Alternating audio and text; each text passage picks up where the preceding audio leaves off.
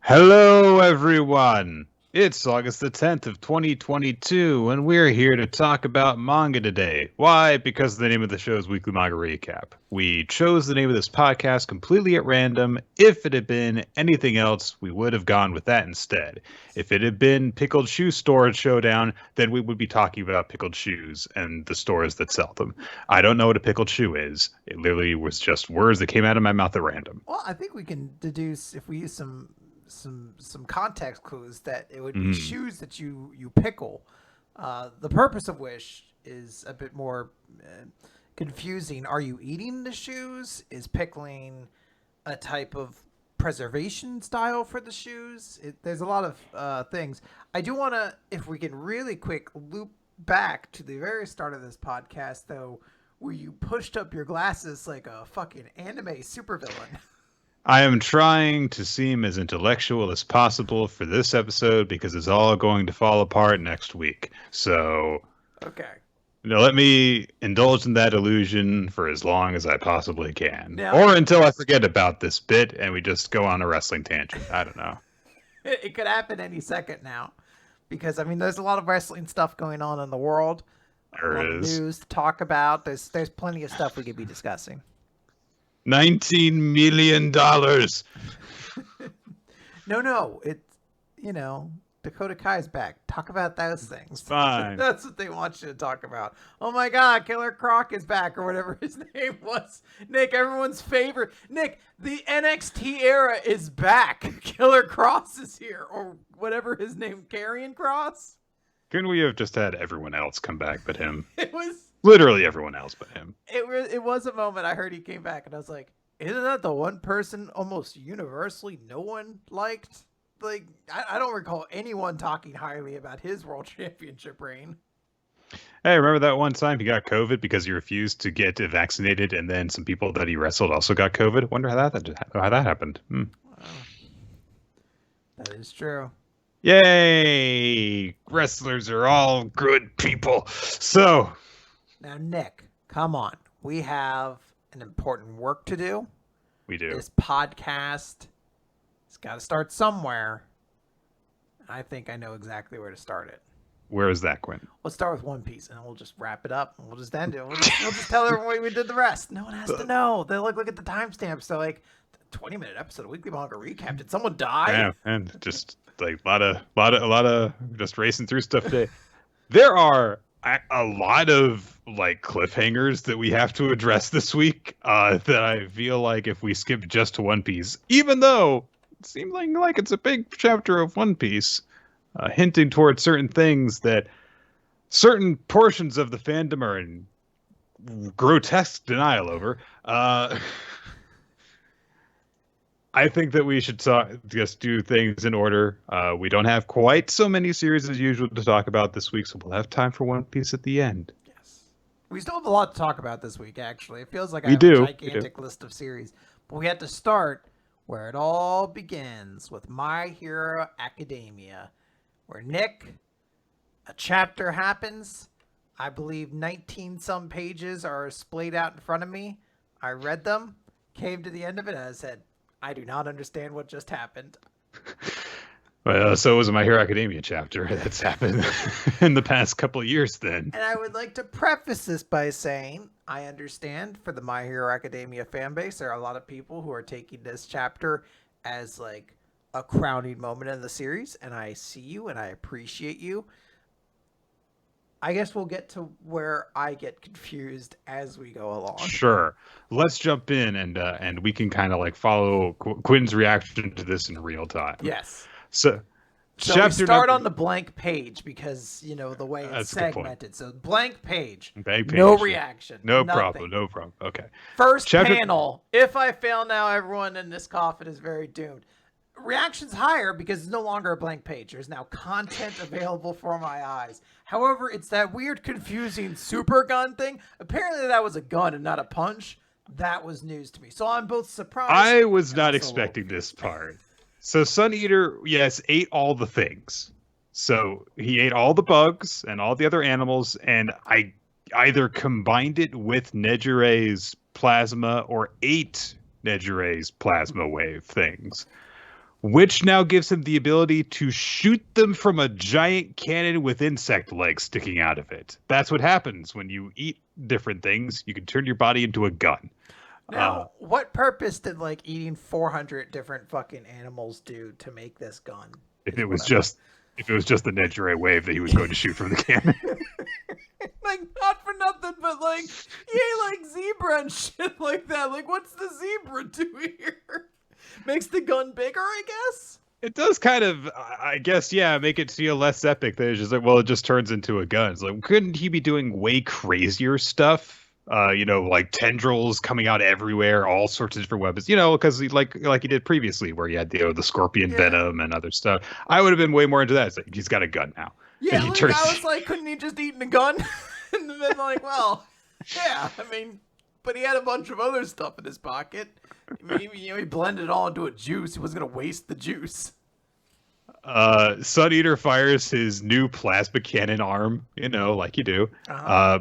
Blows away a bunch of All for One Shigaraki's finger extension things, which doesn't seem to reach him quite yet. Sun Eater shouts, "Get wrecked," which is the most relatable I think that he has ever been.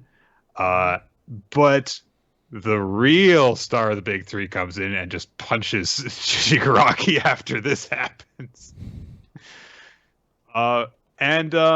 The plasma cannon blasts all the way through the wall of the prison and out into the sky, leaves a big shockwave out in a city somewhere. And we see the results of everything shortly afterward with Nejire just going, "How?" So I guess it didn't work. And, yeah, sure enough, no. Mirio has got a gash on his arm, and I think something through his chest. I was gonna say, it's hard to tell. He's been impaled, I guess. And it's hard to tell with him as well because, of course, he turns his body intangible and everything. So is that actually going through him, or is it does look like there's some blood? So potentially. Mm-hmm.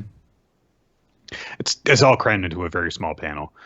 And Shigaraki comes out of the smoke and debris, basically completely unharmed, and just kind of pissed off for everyone assuming he would be hurt. He has the Zuko scar. He's got like one eye's like a little burned up now. Oh, he looks more like All for One now. Ooh. That's good storytelling. I guess he looks a bit more like a nutsack. Shigaraki berates everyone for saying, like, what, would something this pathetic have killed All Might in his prime? Come on, use your heads. Use your head, Nick. But then he turns and sees Bakugo has stood up despite his injuries and is coming towards him. And Genist, of course, is worried about him. And he just says, "Look after the others. Gotta win. Right, Izuku?" And Genist tries to reach out with some threads to stop him, but then Bakugo disappears. And he is already flowing past Shigaraki while saying right side, because he thought there was an opening on Shigaraki's right side before, remember? And something happens, and he flips around behind Shigaraki, which everyone's like, oh my god, he saw an attack coming and dodged it. And then we get narration explaining that Bakugo has fully achieved the true potential of his quirk explosion because the sweat glands on his body produce the detonatable nitroglycerin sort of fluid, and then he would cluster them in a way that has a side effect because the act of saving up sweat into launchable beads put a terrible burn on the glands of his palms. With his sights set on victory, he kept storing the beads in the glands until they were forced to find other exits and leak out all over his body. The way that sweat doesn't do, The way they explain this, the only thing I could think of was that scene from Simpsons where Homer is trying to buy a car, but there's also someone trying to assassinate him, and they shoot the car a bunch of times, and the used car salesman was like, those are speed holes. They make the car go faster. And that's the only thing I was like, Bakugo makes speed holes, I guess. Like the fucking ass or the sweat pops out other places and he goes faster now. I mean, like, yeah, like his sweat is detonatable, and he's only ever used the sweat on his arms for stuff. Now he uses it from all over his body so he can like cause mini explosions so that he dashes around really quickly. It's like, all right, sure, that's a neat little, you know, comic book superhero BS way of powering him up. I'll take that. It's weird though that it says like, but it's because his hands can't sweat now. What are you talking about? Your entire body sweats all the time. And I don't know if it was previously established that only the sweat in his palms does this, but I don't know, it's just a little bit of a weird phrasing of it. Anyway, he moves kind of like Deku does now, because his entire body dashes and bounces around and stuff. Yes. Fast. So, and Bakugo is thinking about Deku in this moment, saying, "Can I still catch up to you?" And he recognizes, like, you know, the fact that I'm causing all these mini explosions all over my body is, it hurts. It's like shit. But he also thinks like Deku must have been dealing with this the entire time while he's been fighting too, which he has. Now Bakugo gets to be the one where we're like, you need to not stop. Hey, bud, you're going a little too hard. You don't need to go this sicko mode.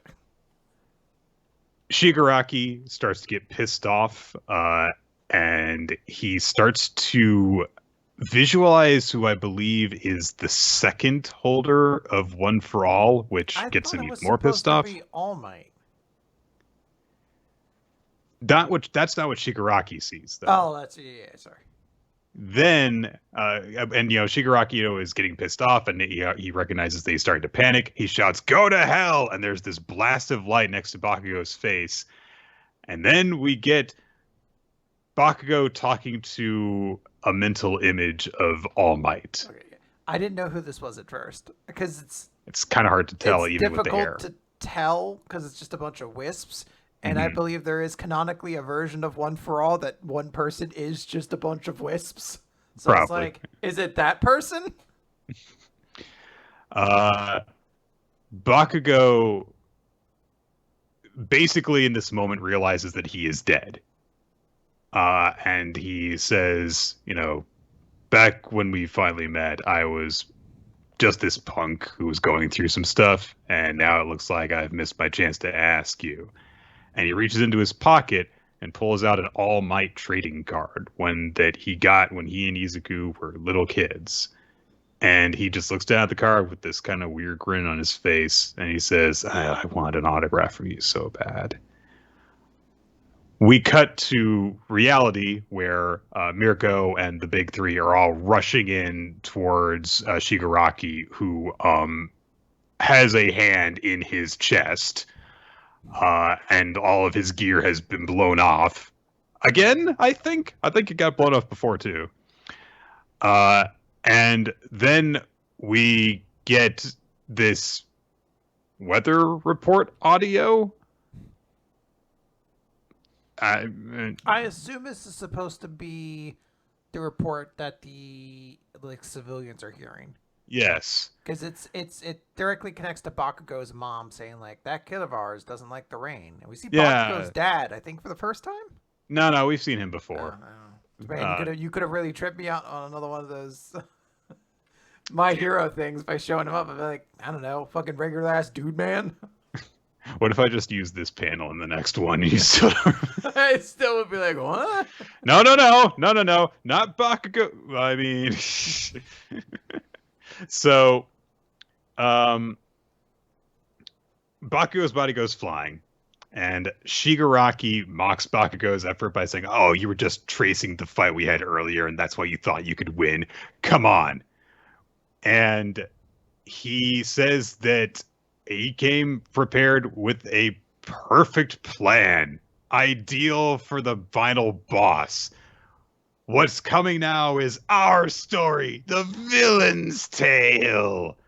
And in between cutting over to Bakugo's parents, where they're just kind of thinking about their kid, Best Jeanist shouts out, "His heart!" And we end the chapter with an image of Bakugo on the ground, blood coming out of his mouth, and a big old bleeding hole in the middle of his chest, and his blood is on his All Might trading card. Just like Phil Coulson! Except that actually didn't happen. Nick Fury staged that to gather all the Avengers together. So perhaps, just like that, Nick Fury is behind this as well, trying to rally together the big three to do something useful this time. See if they can distract Shigaraki for more than what I guess was 30 seconds, which is, an important time frame. But, Nick, I had so much trouble deciphering this chapter, even as we read it.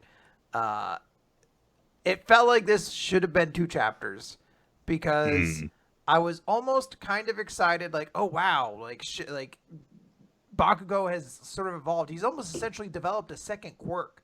Like, this is how powerful he is. This is how much he wants to chase after Midoriya. This is how much he wants to be the #1 hero. This is how much he's evolved. And there's like 2 pages of just explaining his new quirk.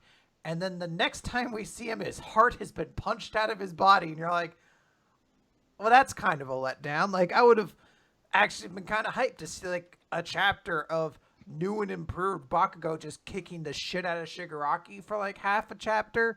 And the next chapter he can, get his heart punched out or something like that. As opposed to this one, it feels like the beat was so quick. Part of me is like, well, Bakugo can't be dead, because how fucking embarrassing would that have been? Like, I've got to stop him. Never mind, my heart got punched out. A lot of people are, taking to online and being like, oh, is Bakugo seriously dead? Because he's got a freaking hole where his heart should be now, which fair enough. And also, he's got this image where it seems like, he's having a near-death experience. So... yeah, I mean, it could be the case. But if it is, then yeah, it is a little bit sudden. And I'm not saying it's not a bad choice to kill Bakugo for dramatic effect towards the end of the story. But I don't know, for someone as important to the story thus far, if he's just gone just in this way, it does seem as though there is something unfulfilled there. Where like, yeah, I could have seen it happening, but maybe not quite so suddenly. But so I'm not, fully into like, oh man, is he dead? I'm not really into like the panic yet or anything. I'm willing to wait and see, even though we have to wait 2 weeks for it instead of 1. As I said, like, there's a lot of people that I've seen in the My Hero community, people who consider themselves big My Hero fans, who are like, this is an amazing chapter. Like, the storytelling, the character arc that Bakugo has gone to. I'm not here to be like, those people are wrong. I do want to say, like, I found the chapter a little confusing, but then again, Horikoshi's art has had a tendency to kind of not be particularly clear in certain big moments. And I think that is a problem that kind of plagues this chapter a little bit. But I if I pull myself back and I don't sit here and be like, well, I wish I had more time of Bakugo being fast or whatever, I can say like, all right, I am interested. Like, the stakes are high. Like, Bakugo is dying, even though, we have a character in the story whose entire purpose is to like rewind characters. Like, we don't know if that works with people who have died. Is Bakugo dead? His heart has seemingly been punched out or something. Something happened to his heart. Because the man with the belt buckle that just says BJ in front of it shouted it out. So things seem stressful right now. But it is also something that, as someone who has to read it, I will say, like, I wish I had liked this a little bit more. But hey, if we have this big dramatic near-death chance for Bakugo, then that means Jiro's gonna be safe, right? She's gonna be. You wouldn't try and do this to me again, right? Every female character in this series had better be fucking safe in this goddamn arc. If we get to the end of it and they're like, we lost some heroes along the way, and it just cuts to like Jiro and Ashido have like been like, I don't even know, like they got pushed downstairs and they're both like, we're dead. Why? No, they've been Kuina'd. It's like just Nejire and Mirako and who else? Mount Lady, Ryukyu, just like everyone who's participating in it that's female, and that's it. Yeah. They're like, everyone else survived, it's fine. Yeah, they're like, ectoplasm got a real nasty cut on his arm. I mean, it'll recover, but just saying. I got boo boo. It hurts. Ooh, ouch. And the old samurai dude hurt his foot walking in his house in his retirement home. I wish Recovery Girl were here to kiss and make it better, but she had literally every truck drop on her at once. She got hit by one truck and then knocked into another truck. Like, oh no, that sounds bad. Like those ones where like the body bounces between cars, but it just goes on for like 20 minutes. Oh, all right, Nick. Well, let's talk about Undead Unluck, Chapter 122. It's in your nature. So we open with a voice saying, "I hereby recognize you as a traveler for this loop." And we see Juez, a very young Juez, teleported out to the round table. And she's like, Victor, where are you? And she looks around because, like, table's like in the middle of nowhere. What's going on? And then she sees a Brachiosaurus, or whatever it is, Brontosaurus. I forget. I believe it's a Brachiosaurus. There you go. Good job, me. I know my dinosaurs. Dinosaurs. What the fuck is his name? Victor. They say it like 4 times. Victor's like, oh, hey, you're finally here? Yeah, we're in the Jurassic period. He has a giant, like, he has like a spear with a giant hunk of meat, like several of them, like hanging in. He's like, hey, I haven't seen you about 4.4 billion years. And Joanne's like, wait, holy shit. You've been waiting for me this whole time all alone? She starts crying. Like, that's horrible. Like, you've had to wait through essentially all of recorded history? And he's like, I mean, I'm not like, I wasn't even like really conscious through some. I was mentally checked out for the first half. She's like, that's still 2.2 billion years. And he's like, don't worry about it. I've got a bunch of fun stories to tell you. We cut back to the present, where Fuko's like, are you all right, Miss Juez? What's like, are we going to, loop? And she takes off her helmet. And there's a concern. Andy even gets ready. She's like, that's how she starts using her on justice ability. And instead, she just says, thank you. The fact that you came here means that you have the resolve to enter the loop. But to accept that resolve while there are still other matters you're unaware of wouldn't be fair. As such, I ask that you wait to make your choice until after you've heard my story. And she reaches out and grabs Fuko, who's like, no, you can't touch me or else. And she's like, no, it's fine. It's an artificial hand. I should, I guess, thank Billy for this because I couldn't tell you my story without touching you like this otherwise. Having my arm blown off wasn't so bad after all. And you're like, you know what? It's a good attitude to take. So, having my arm blown off wasn't so bad after all. It should belong in more shonen action series, honestly. That should be the title for, like, the subtitle for the Bleach Award at the end of the year. It's like the Bleach Award. Having my arm blown off wasn't such a bad thing after all. Or do we, instead of doing the Bleach Award, we just start doing like the Oscars, like the In Memoriam? We just have in the arms of Juiz's arm. Yeah, all these arms that got blown off.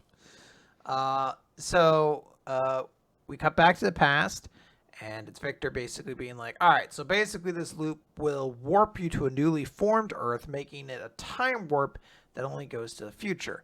But not only that, it sends you to a time period when the Earth is uninhabitable by mankind. So New Earth kind of sucks at first. Like, the ground was really hot. If I wasn't undead, I would have just not survived. So it sucks. But still, I saw some cool stuff, you know? And Juez is just crying. So she explains in the present, like, each time loop is initiated, its destination moves further forward in time. So the next loop that you take part of should place you sometime in the 1800s. Which is really far forward considering she started in the Jurassic period. Yes. But also, like, that seems to be... It does line up with what we know. Yeah, so... So Fuko's like, wait, you've been alive that long? Holy shit, you're so pretty. What's your secret? Undead? Unfade? And she's like, I don't know how my looks have fared, but I've managed to... But for as long as I've stayed young, it's because of the loop. While you are tasked with going through the loop, you don't grow old. It's a constant cycle of greetings and goodbyes. And we see that juxtaposed of her looking over just a graveyard of people. And she says, each time my vision of justice would waver and my mind would cloud with doubt, which is precisely why, to ensure there's no doubt in your mind, I want to ask, what is your vision of justice? How do you wish to shape the new world? And Fuko just sits there thinking, and she says, I want to see Tatiana wearing clothes. And I want to see Top running as fast as he can. And for Chikara to be able to attend school without shaking in fear. And I want everyone that I killed with my unluck to live. I just want them to live. And she's sobbing at this point, just crying. All these emotions coming out. Andy asks if she's okay. And she says, yeah, I know a world without any hardships isn't the answer. I mean, like, it's only because I had hardships that I got to meet Andy and our relationships have endured. But humanity faces so many hardships that didn't even create, and so many people suffer for unjust reasons. And that's why I want to place the blame for everything, the good and the bad, back in our, humanity's hands. And I want a world where you can't blame things on somebody who doesn't even reside on Earth, a place where, you know, we can hold hands and where people who want to die can die. So Fuko is saying she supports euthanasia, and that's an important statement to make. And she just says, that's the sort of world I want to live with everybody. We see a collage of basically everybody who's ever been a part of Union, including Phil being held by somebody who I assume is important. I think maybe that's supposed to be unavoidable or something, maybe. I think it is. So, good for them. I also like that Top and Chikara are hanging out together as those two guys. They're definitely like talking about the girls they're interested in. So. Oh, yeah. And Tatiana and, oh gosh, what is her name? Ishin. Ishin, yeah. Well, I guess Ishin's close to them, kind of. But, a little bit. But yeah, you know, she has all that. And Juez just says, I see. Victor doesn't seem happy to be there. No, not particularly. He's like, ugh. I guess this is because the first time we've actually seen her really wearing clothes. I was like, oh, Tatiana does look really adorable. I do want to see her And she gets to wear a hat. Yeah, I'm actually like, wearing a hat. That's great. And Fuku continues, the more than anything, that's what tears me up inside. I wanted to live in that world with everyone as they exist now, not with whoever they are in the next loop, but with everyone who's here now. As that's happening, Actually, speaking of Tatiana, sorry to interrupt you. There's like bandages on her legs, because she like little band-aids, so she's kind of like gotten scuffed up and stuff. Yeah, so it's like, oh, she's able to actually go and live and stuff. That's a really cute detail. It's nice. She just says, so as this is happening, Juez thinks like, yeah, she has what it takes. I'm sure of it. And she's like, yeah, it's in your nature to cry, and that's why fate has been drawn to you. There's an artifact that can help make your vision possible. And Fuku's like, what? Where is this? And she says, it's something that I once parted with in order to seal Victor's memories and keep him contained. After Gina captured you when you escaped, I never thought I'd see it again. But it's come back along with you. And I suppose that is fate at work again. That card is the artifact Remember, the key to saving everything. This was pretty baller. Yeah. The card that's been inserted in Andy's head the whole time is the key to everything. Of course, we knew that, of course, when it's taken out, then he transforms into Victor. But the justification had kind of just previously been it's a special thing that kind of blocks a certain part of his brain from connecting. But the fact that it, is remember, makes sense. And connecting the two personalities, Victor, who's been through all the loops, and Andy, who kind of hasn't. But so there's all that. And it's got me nice and excited to see what goes ahead. Also, Fuko's speech about everything is really, really nice. And I love that you've been positioned as the audience of the series to want the things that she wants. She just wants everyone to be okay. So. Yeah. So while we're talking about Undead Unluck, should we talk about the other thing that I'm not sure. What do you mean? uh, that that seems like that's definitely getting like an anime that they're like It's hinting towards in weird ways. Yeah, it still hasn't been confirmed. As I said, like the growing rumor right now is that it's getting an anime. There's like an AR thing going on Mhm. where each week there's a game, and at the end of it, like some new info is being revealed. The idea is that at the end of this year or the end of this month, we're gonna get an anime announcement, which hopefully we Mhm. do. Undead Unluck has sort of had one of the weirdest histories that like I can recall for a series where like it ranks super low, its sales have like plummeted. It constantly feels like it should be on the verge of cancellation, and the pace it moves at a moment sometimes feels like it's going to. And yet right now, if you told me this series could run for another 4 years, I'd be like, yeah, I could believe it. Yeah. Like it'd be crazy, but yeah, I could kind of see it.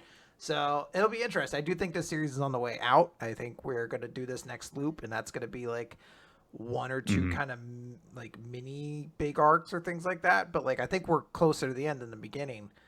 But I It think seems it that would way. be extremely cool for this series to get an anime. I mean, I hope the anime is good, but Yeah, I've been watching the Lucifer and the Biscuit Hammer anime. It's not good. It's oh, that it's stinks. so disappointingly bad. It just doesn't look good, and it's really upsetting. It's like, well, here's all the story beats from the series that I really liked, delivered in really unimpactful ways. I'd hope that's not what happens here.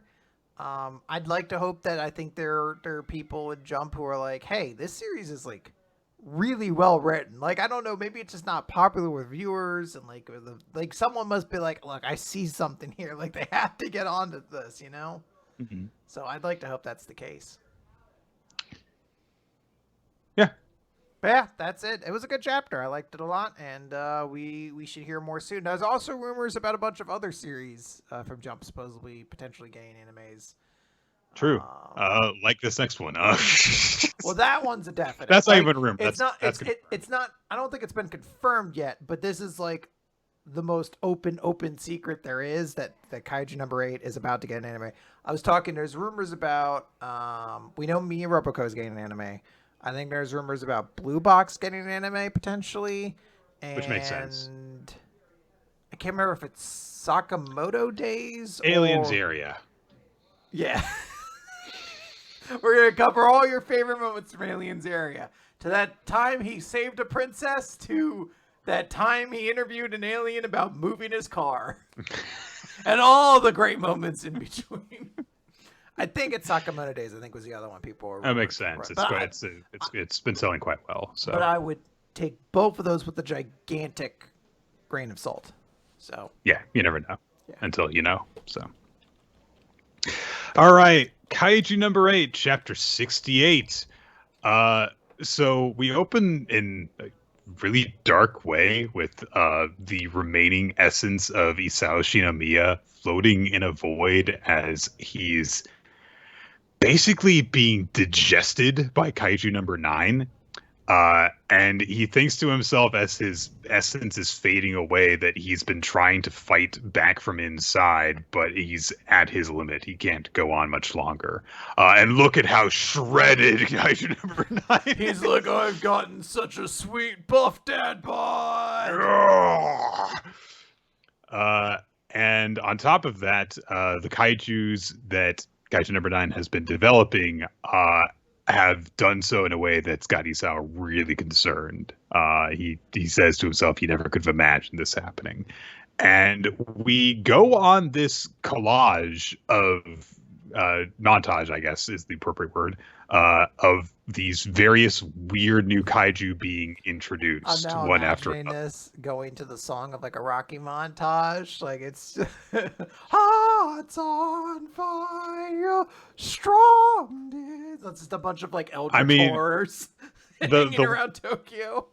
the one where we do near the Kamikawachi service area where there's the one that's outrunning cars, perfect for that Yeah. movie. Hearts on fire. What a great twist that would be. He doesn't go after any humans or anything. He's just training for his big fight. Some of them are definitely much weirder than others. Like, we start off with one that's like, okay, here's this big, it's possibly part arachnid, rocky thing out in the wilderness. That's this one gives me strong Eldrazi vibe. Like, it almost looks like the card art for Ulamog from Magic the Gathering. But then there is just this weird monolith with a bunch of heads sticking out of it that's floating around near the train tracks. That's the one that I think fucks with me the most, because I'm just like, oh yeah, you're not even like a thing. Like, what the fuck are you? Yeah. You're something I fused together in a Persona game or Shin Megami Tensei game that I'm like, I don't think I want you on my team. And then, like, I mix it with something else and you become a toilet or something like that. I'm like, yes, the true evolutionary cycle. There is a humanoid, kind of female-bodied looking one with a weird hole in its face. Yeah, it's got a tutu built into its body, and it just kind of appears in the middle of a Shibuya intersection, looks at everyone for a few minutes, and then just leaves. There is one that is just off the coast with this kind of whale head that sucks in a bunch of fish. I want to catch him. I want him to be my starter. Out of all the Pokemon on this, that's the one that you want the most, definitely. And then there's a couple at the end where you don't even actually see them. There's which is really effective. They're just like, okay, yeah, there was these oil tanks, and a bunch of oil tanks are suddenly empty, and each of the tanks has a hole 15 centimeters in diameter in it. What did this? And then huge mysterious craters suspected of being created by attacks with tremendous force were discovered by hikers up in the mountains. Cool. Yeah. What did this? So, we see a council of at the Ariake Maritime Base that are talking about, like, there's been 14 unsolved kaiju cases in the last month. What's going on? Hoshina theorizes that they are harbingers of a number 9 induced cataclysm, which has them all worried because this is happening considerably ahead of the time frame that they thought that they had to work with. So they're like, okay, well, what do we do about this? Hoshina gets some more info. We get a bunch of text that's just kind of like relating stuff that's probably going to be more important later, but it's just kind of stats for some of this. They say they've unsealed the number 1 suit.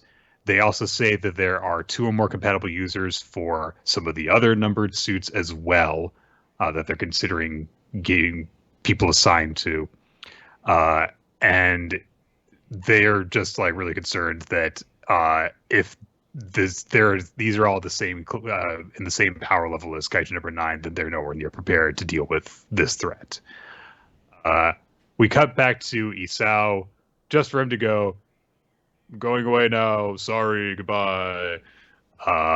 And he just, says to himself, it's up to Narumi and Ashiro and all the young soldiers and you, Kafka Hibino. And then he thinks about his daughter. Yeah. Aww. And he fades away. He's dead forever. We cut... What's up? He's dead forever. Probably. Maybe. I don't know. Maybe they'll punch Kaiju number 9 really, really hard, and they'll just be like, oh, he's in there. What if at the end of this chapter we see him like reach out, he's like, who are you? So young, and like Bakugo's hand reaches out, he's like, what's up? You're not All man? Might. And the two of them work together and they kill their enemies. And they become like this weird tag team of young explosion boy and angry grandpa. Even though he doesn't have a grandkid, but come on, he's angry grandpa. It's just a crossover of all of the ally good guys that die tragically in their series. We get like Aki from Chainsaw Man, Aerith from Final Fantasy VII. She's like, I don't know if I belong here. You're like, hey, you died in disc 1. That's not the end. This counts. We cut over to another part of the maritime base where Narumi is escorting Kikoru into a super secure facility. And he says that, yeah, I'll be squaring off against you seriously like I promised. But first, you have to make this yours. It's already been adjusted to fit your physical build and characteristics. This is Numbers Weapon 4. Which was the weapon, of course, that was wielded by Kikoru's mother previously. And now she's going to be wielding it. And she puts her hand against this big Bacta tank that's got the suit inside of it. And she thinks to herself that she's going to avenge her father. And she says, "Mommy, give me strength." So she's getting a big power up. Yeah.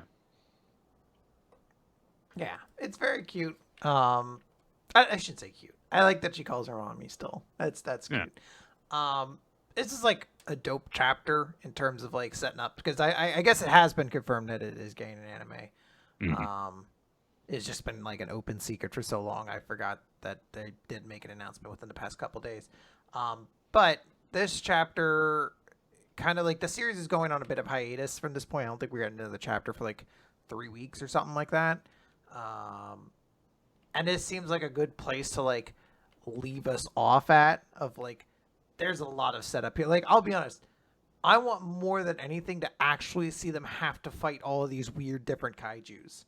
Like, all of their weird introductions are so cool and so exciting to me that I was like, if this is just what the rest of the series is just them hunting down these weird ass kaijus or whatever, I'm all for it.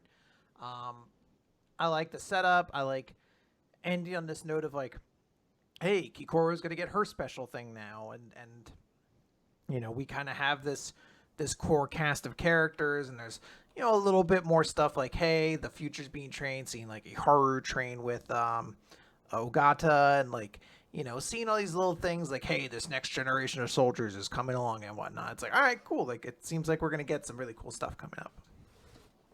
Yeah. I am also excited by this. Hooray! Huzzah!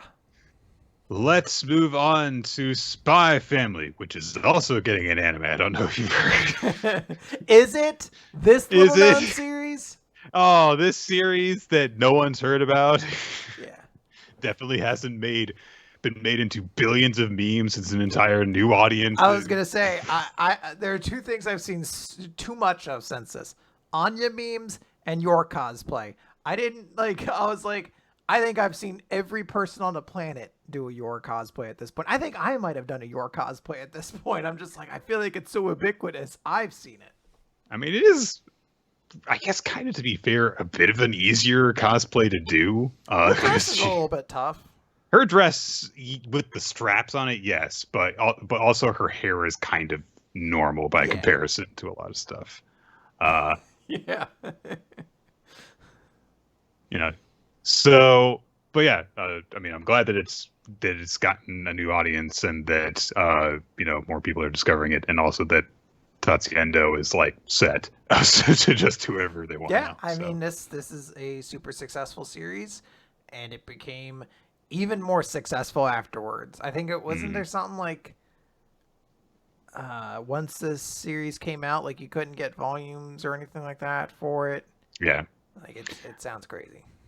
I mean, it's also, I think, great for the fact that, you know, stuff like this and Kaiju number 8 and, you know, now Chainsaw Man having Shonen Jump's online service is a proven platform for producing successful stuff as well.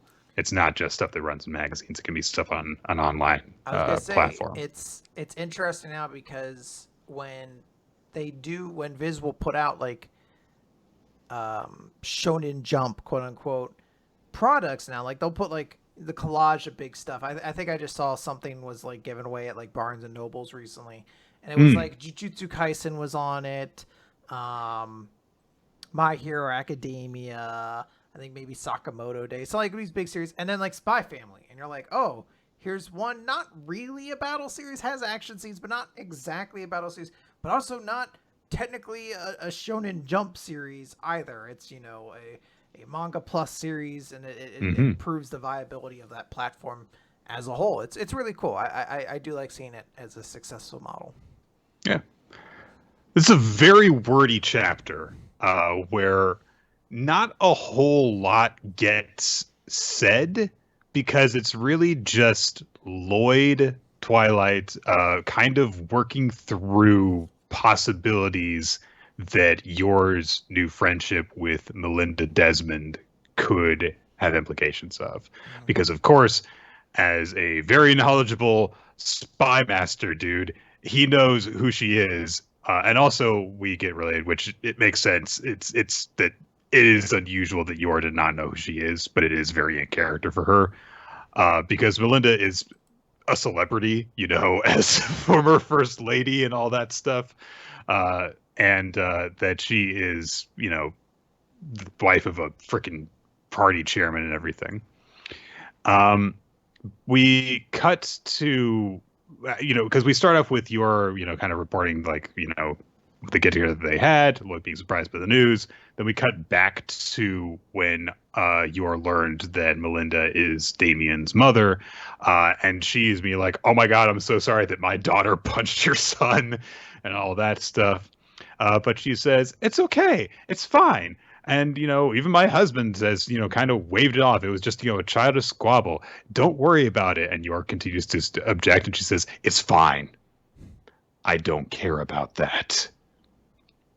So York is kind of convinced to drop it because she's like clearly not having any of it. And the other mothers say like, oh, yeah, the Desmonds have what you might call a hands-off parenting philosophy. Gee, I hadn't noticed by everything involving Damien's character. But they also, some of the other mothers also say to Yor like, oh, it's she never like invites other mothers to our get-togethers and stuff. We all knew her before she became first lady. That's why we're part of her friends. She doesn't like trust anyone because she thinks that, of course they would be approaching her because of her celebrity status and stuff. Yor still doesn't know what they're talking about, and she has a little imagination spot where she tries to imagine what it means to be a first lady, which includes a lady who is the first at everything and wins stuff. And also the mythical first woman from Yor. I do love her world. It's just like, oh, wow, you're the first lady to ever exist. If she doesn't stab something with it, she doesn't understand it. But, and Melinda, of course, indicates like, yeah, this is, why I invited you was because I knew that you didn't know who I was, basically. And she says, hey, look, I know that there are going to be some like political considerations that might make you uncomfortable if we become friends, but I do hope we can be friends. And she also gives Yor a ride home. And while the two of them are by themselves in the back of her car, Melinda talks about her son again, and she says, the word from my staff is that he's, doing well at the academy and he's enjoying it. So maybe he's getting along with your daughter. Yor gets really excited about this because she's like, oh yeah, Anya brings him up all the time. And she seems to be really happy when she's telling us about him. And Melinda does a thing that is clearly meant to be ominous, and I have no idea how to read it. Like she smiles and she says, I'm glad and I hope they can stay friends. And she's like apparently mumbling and she's trembling and her smile doesn't seem 100% sincere. So what the hell's going on there? Even Yor recognizes that it's kind of fucked up. Yeah. So, and those are the last words that they exchanged. And then we get into the big part of the chapter where Lloyd is just considering possibilities, like, oh, is Desmond onto me and he did this in order to get to me and stuff. He thinks about all these different possibilities. He really is just kind of like talking himself in circles and eventually comes to the conclusion that, I mean, only makes sense to do, which is, yeah, I mean, I shouldn't discourage this because this is actually a potential possibility for us to succeed in the mission. it was just that no one gets close to Melinda Desmond because of her standards and paranoia and everything, and it was considered a high risk, low reward approach. But hey, if the opportunity's fallen in our laps like this, maybe something could come of it. So, Yor's kind of worried about, being part of this new social group, and Lloyd takes the dependable, supportive husband approach and says, "Oh yeah, I think it's a great idea. We've all kind of gotten used to our routines and stuff, but that doesn't mean that our lives are free of stress. And the more places that you have outside the home where you can take a break and relax, that's good for you. You need to be careful not to let anyone know that we're a fake family, but having people that you can talk to about stuff is a good thing."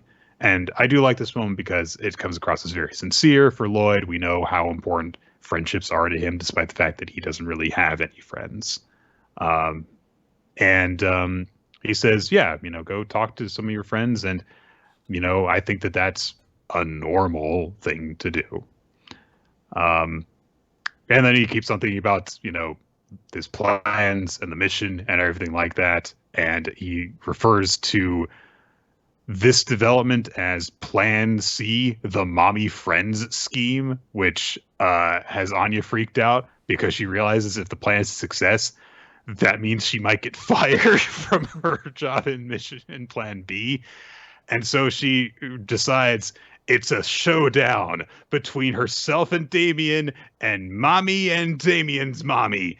And she imagines this big flaming showdown between them, except she and Yor look really cool, but Damien and Melinda look really doofy because she's a 6-year-old and her mind works like that. Yes.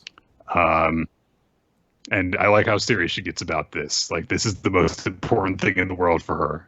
She goes off and is like, I'm going to do homework. She actually just makes plans for her and Damien to become friends. Yeah. I do like that, that happens, and then the next shot is her being like, I'm going to work really hard. Not that hard, though. I am getting my sleep tonight.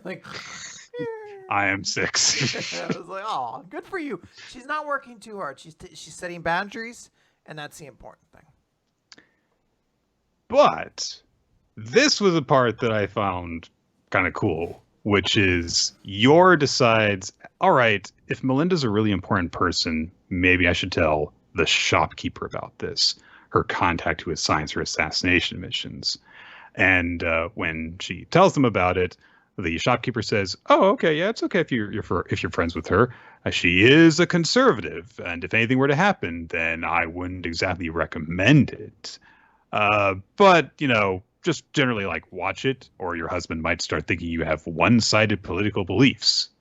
And Yor says, I don't think that's really a problem. Lloyd met Mr. Desmond and said he seemed like a good person.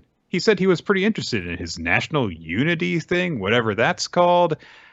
And the shopkeeper, while attending to some branches that they're trimming, seemingly does a misstep while doing it and looks over their shoulder and says, "Did he now?" It's such a cool line. It's such a cool moment. Oh, did he now? Yeah. So I do really like this, potential implications that hey, Yor could potentially be part of something that interferes in the mission. Hooray. The cool plot development stuff with her involved. Anya didn't think of any plans. She got bored and fell asleep too early. Becky approaches her at school the next day and decides to try and get her friend to give her some advice on how to become closer friends with Damien. Becky goes into shipping mode because she misses the point. And so she decides to arrange a meet cute where Anya will have a piece of bread, read an entire sandwich in her mouth, and will accidentally bump into Damien, run headlong into him on purpose. But Damien sees it coming, and there's an Ice Shield 21 moment where he just sidesteps around her while she tries to shoulder check him, and he gets really smug about it. And everyone says that she looks stupid because she's got a big freaking piece of sandwich in her mouth. So she gets angry at him and spits the sandwich out, and it hits his head and forms into 2 perfect buns with meat hair. So he looks kind of like Anya, and they're like, "You look like twins now." And so they just get angry at each other, and things don't go well. And we get a little statistic in the corner at the end of the chapter that you are Melinda's friendship has raised by 10 and Anya's and Damien's has fallen by 100. So I love it because it opens with Becky being like, "You're ready to go? All right, let's stop wasting time with this playing hard to get act. Let's just move in for the attack." And at the end, it's her being like, "Back off, Anya. Go back to playing hard to get." I fucking love those two. They're so good. yeah. So a lot of silliness, a lot of plot development stuff. Very busy chapter. So yeah, a lot of exciting things for the future as well. Another series that's like feeling like it's kicking off into like a new exciting gear. Yeah. Good stuff. There is no Eden Zero to talk about this week. That's correct. Eden Zero is off. That's Nick, right. in lieu of it, would you like to just imagine an Eden Zero chapter right now? We could just try to like, do something like. I don't need to imagine Eden Zero chapter. I read some of Dick Fight Island before this, and all I have to imagine is that the butts that were involved were on ladies instead of dudes, and that's basically how things would have gone this week. So fair enough then. All right. Well, that's high praise for Dick Fight Island coming from Nick this chapter. I mean, you can define that way if you really want to. I'm not going to bother to clarify my position on either series. So now, in contrast, as we move to Akane-banashi, I would like to note that this series is not Eden Zero, because if it was, the cover page where Akane is just like innocently studying and she doesn't have shoes or socks on, her feet would be a much bigger focal point of the Eden Zero cover if this was drawn that way. Yeah, it's shocking to just see, just like feet and toes. They're just, drawn like in a somewhat realistic way, but not in a way that they're like. Someone still got off to it. Absolutely. Yeah, but this is normal. People have this is on the feet wiki now, so that's a thing. It is. I like her headphones. They're neat. They seem cool. She does have like a nice view. Like a nice, she does seem like if she was sitting in the office chair there, you'd be like, oh yeah, it really is lo-fi beats to study in Rakugo 2 or whatever, Study in Rakugo 2. That's the name of an episode. Or no, it's lo-fi Rakugo to study or relax to is the name of a recent episode. The first several pages of this chapter are just Akane's performance. And not with her present as a performer in them. It's just the characters interacting as imagined by essentially the power of her performance. And, so we go through, like the setup and the punchline of this whole joke of, like this old glue maker that lives next to the family that's just had Jugemu. And, she's gotten the kid's name and she struggles through the kid's name. And by the end of her getting through the whole thing, the child's gone and she thinks that the child has died. And so she offers a prayer for them and they're like, he's still alive, ma'am. Kareshi, as she sees the audience go through their second straight, ha! It's very important. There's no ha ha ha. It's a single ha! Everyone in unison at once just went ha. It's very creepy. Kareshi is watching it, and he's like, what the fuck is going on? Is this good? I've had that exact thought. Is it good? So many things. Like, should I be enjoying this, or is this bad? And essentially, the impression that we're meant to get over the course of the chapter is that Akane's Rakugo is on just like an entirely different level. So it's at the point where Kareshi can't even tell if her performance is actually good.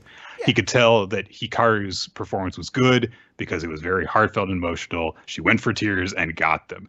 I can't even tell what this girl's going for. Is she bad? No, she just seems mediocre because she's so natural. And he starts to get like really angry because like, I got way more laughs than she did. So I'm funnier. I'm super funny. I'm just saying women shouldn't have rights. It's cool. It's just an opinion. Look, The other girl that was up was hot, so her performance was good. What? Am I gonna get canceled because I thought that this other girl was hotter? No. Okay, this is why men's mental health. It's like a TikTok sound right now. Some dude going through that whole spiel. That's what I see every time I see this guy start complaining. Oh, you get really upset whenever a guy beats up a female wrestler, but you think it's really hot when Rhea Ripley beats up Dominic. Double standards much? It's like, no one said it was hot. Actually, a lot of people have said it was hot. I want to clarify that. Oh no, I don't doubt that. But that's you reviewing on yourself. If you're like, oh, but it's hot when Rhea Ripley does it. Like, I don't need to see your browser history anymore. I can imagine the keywords you're typing. This is a tangent. I'm sorry, but I think I may have mentioned this before. On the way, I generally drive through the city of Harrisburg. There is this one guy who has a house there, and he has a sign, like this big giant sign, like it's like a structure, and he changes the actual like signage in it. And he's had this place for years, and he is like a hardcore conservative Republican Christian. And it's, as a kid, like going there, it was always like during like the Obama years, it was kind of racist. I recall one that specifically compared Obama to a monkey, and I was like, that feels like that should just be a hate crime. But apparently the guy has so much money, no one's been able to get him to change his signs down and stuff like that. Regardless, he has these signs out, and it's gone wild since it's been the Trump years and everything like that. Sure. But every so often I see one, and I'm always angry. There's no way to like stop and take a picture of the signs, because sometimes they're wild. Like one time the sign was just like TikTok is killing our kids or something like that. You're like, what are you talking about? Real InfoWars nonsense. So. But the one that really made me laugh recently is it's a picture of like Mary Magdalene like standing atop like kind of like a rocky cliff, and it's like, she will crush you. And I was like, this is more erotic than this. Like, I hope she does. I want Mary Magdalene to step on me. It's fucking weird. I was just like, why would... Like, well, where did this come from?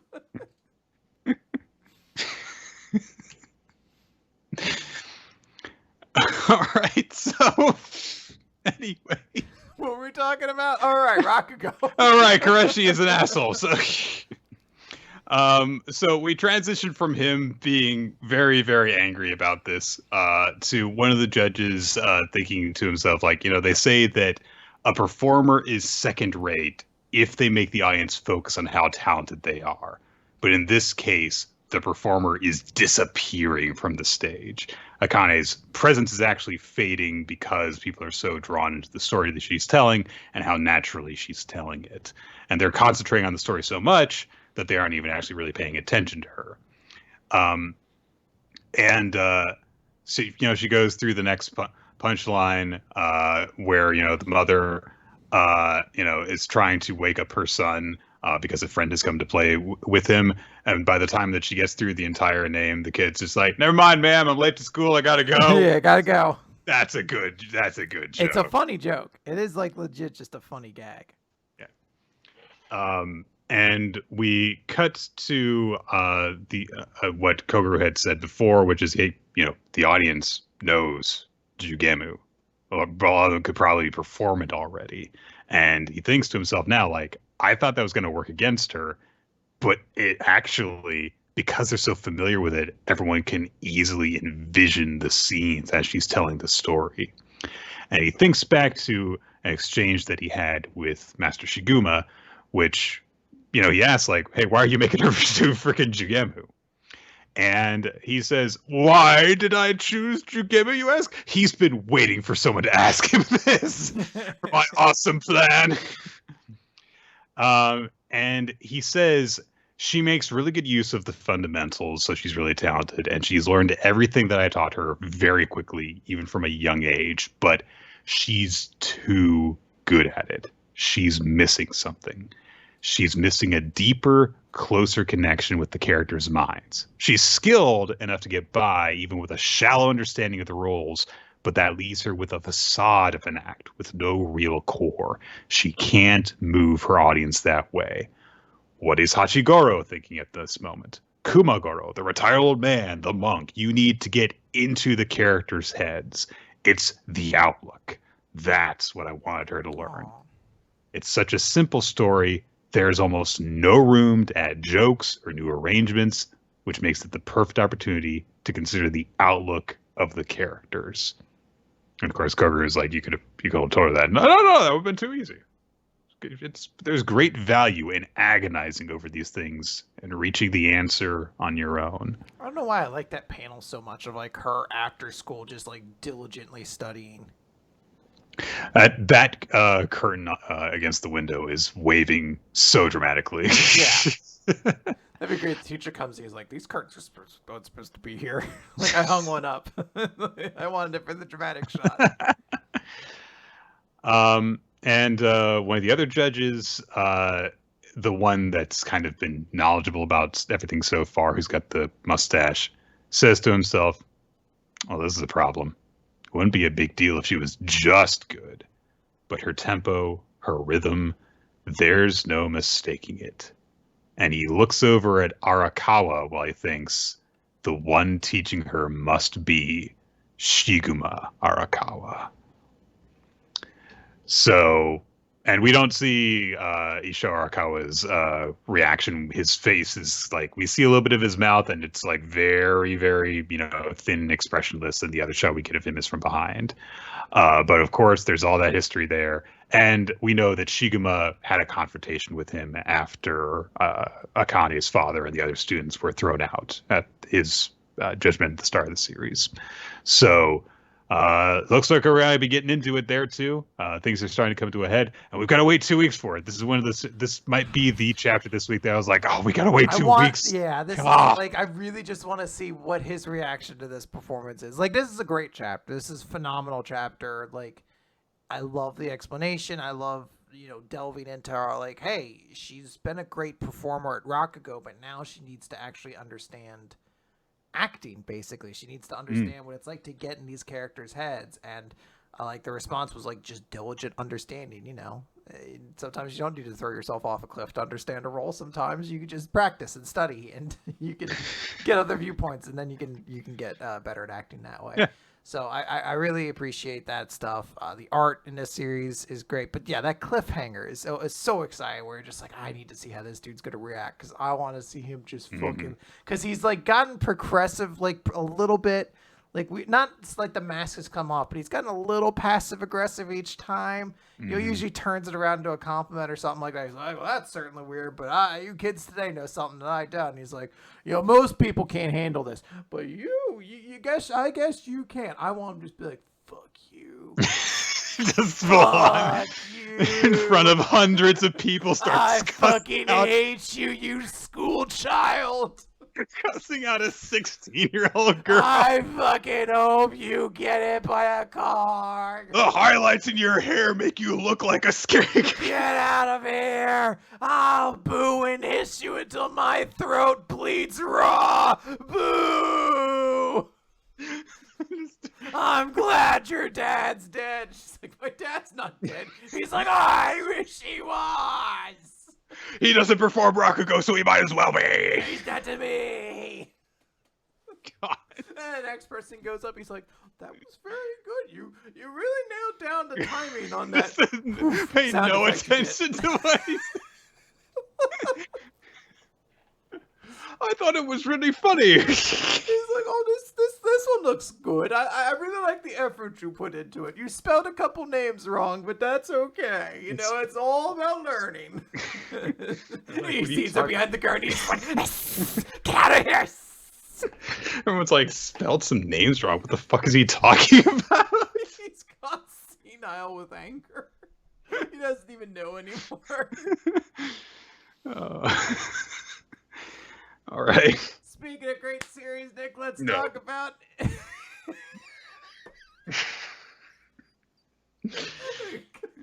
Philippine Aliens area, number 10. Chapter number 10, Convenient Space Goods. It's time to have a lesson about equipment. Yeah, remember the weapons? The things that Chiraku's been using? Yeah, Tatsumi's gonna learn about them. Okay.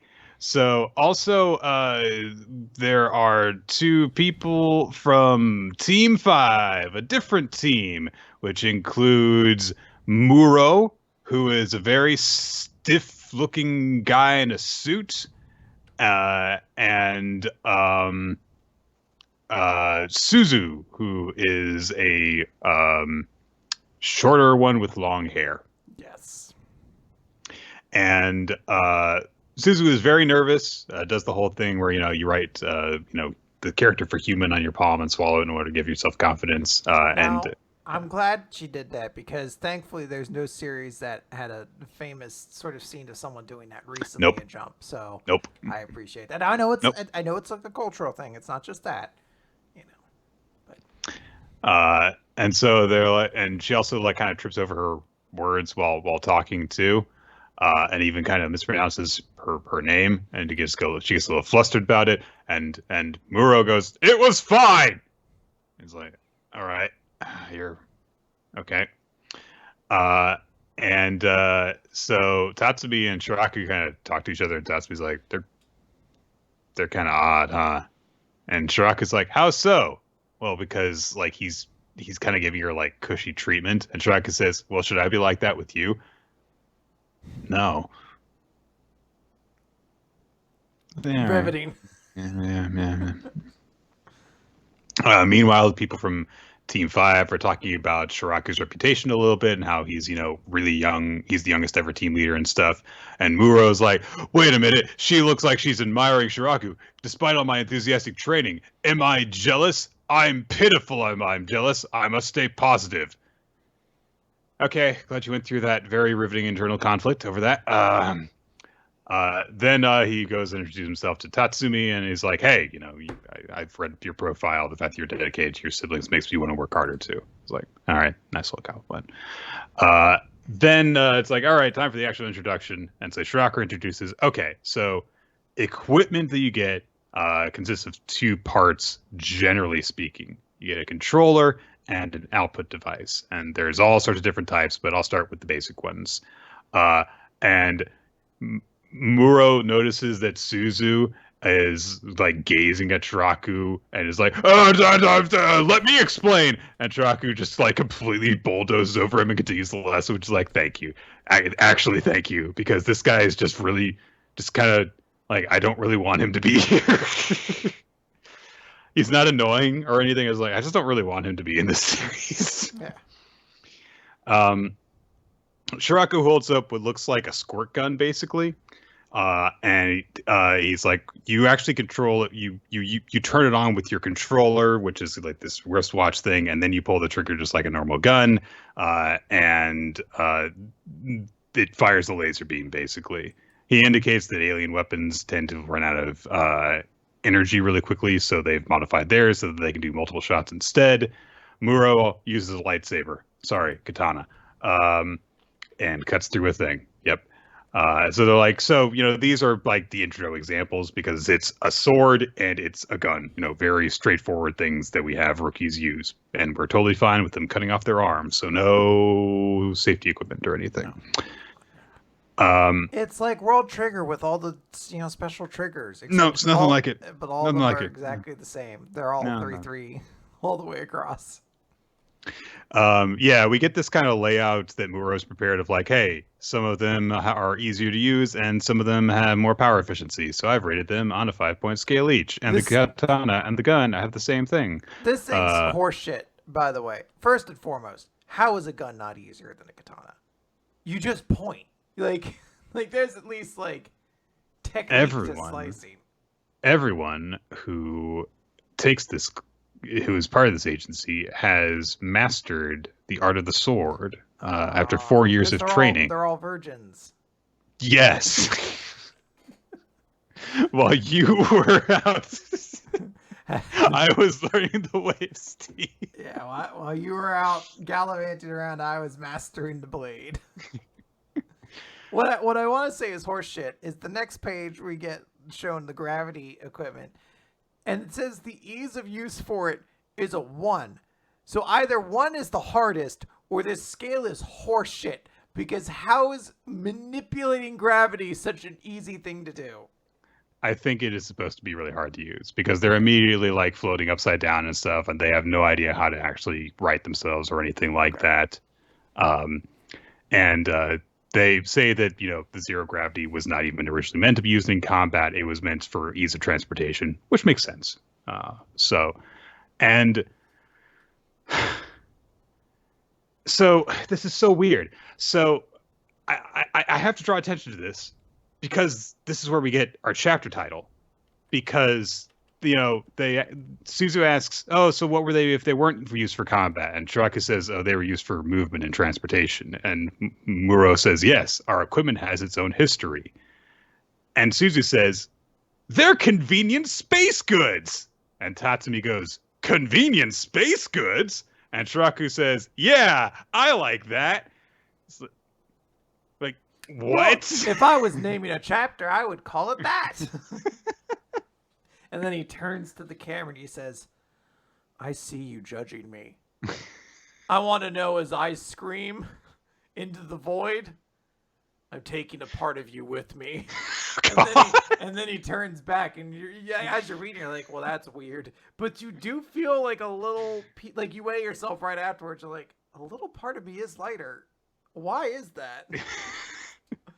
It's that 28.3 grams or whatever the fuck that's supposed to be your soul.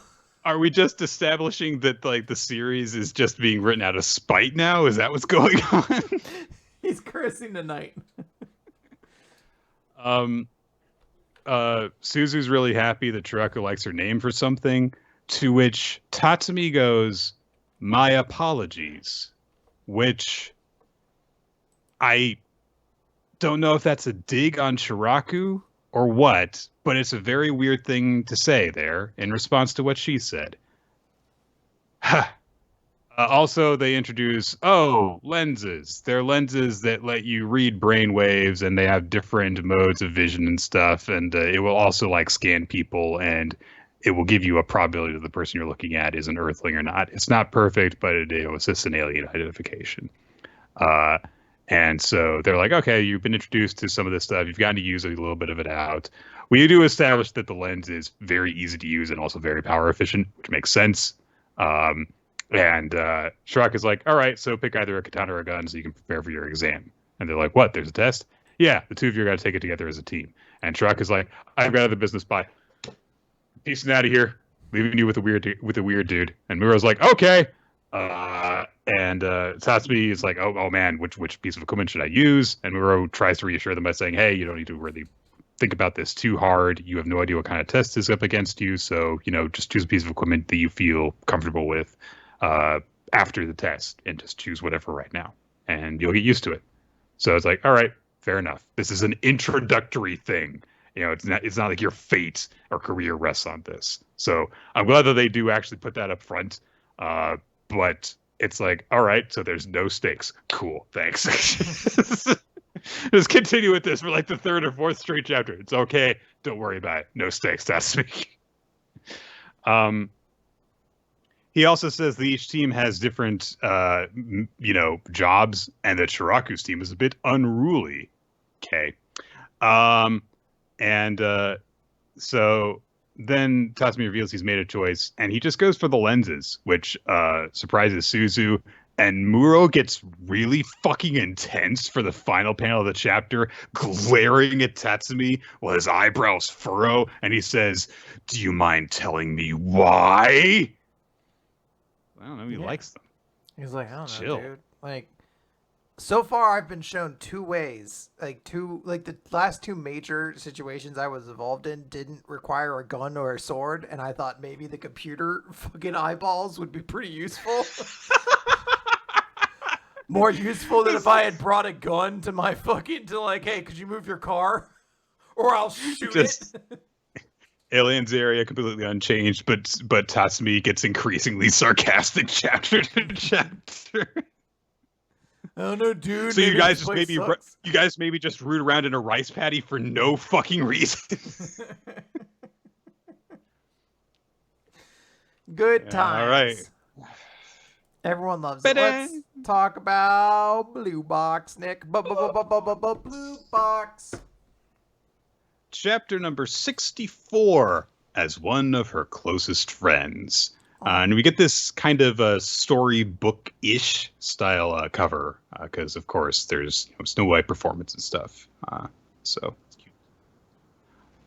and this play goes by very quickly, which is good because, Taiki is only in so much of it. So, and, they start with the introduction of like, the queen gave birth to a beautiful girl. Her name was Snow White, and she was as beautiful as snow. And we get Hina on stage in costume. She looks very refined and pretty, and everyone's drawn in by her charisma and everything.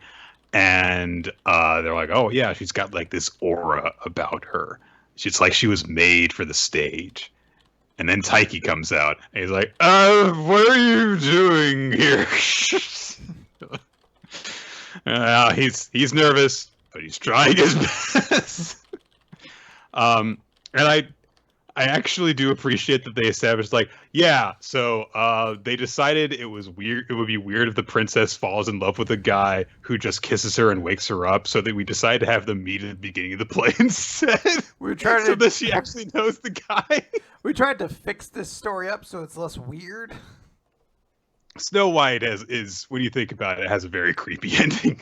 This dude just walks up to a girl who's dead or asleep according to his point of view and kisses her for no reason. So they're like, yeah. So we decided that we have to meet, and this is actually where they fall in love. And then so when she gets the kiss from the prince later, that's the man she's in love with. So it's an actual true love's kiss. Hey, nice little tweak. I appreciate that.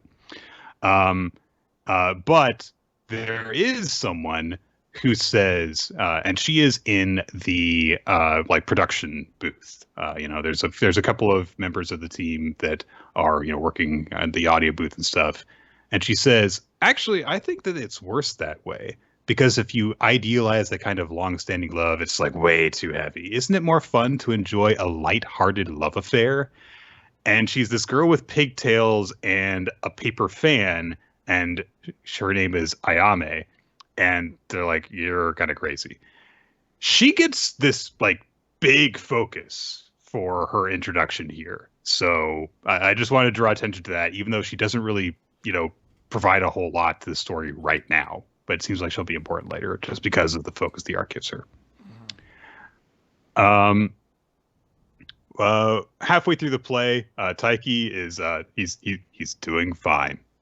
He's doing fine. He's okay. He's not nervous. He's fine. He's doing okay.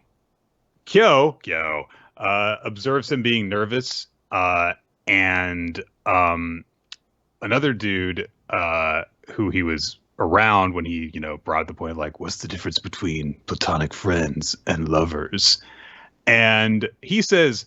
Actually, about what we were talking about earlier, I remember something actually my older brother once said, which is, it's a matter of whether you can kiss that person or not. Which I think is true to an extent. I think that some people have, are very comfortable with displaying physical affection to just their platonic friends. So I think that that's an oversimplification. But anyway, he mentions kiss. Taiki overhears it and goes, kiss! I never kissed anybody. Pushes everyone. Runs off away. The stage.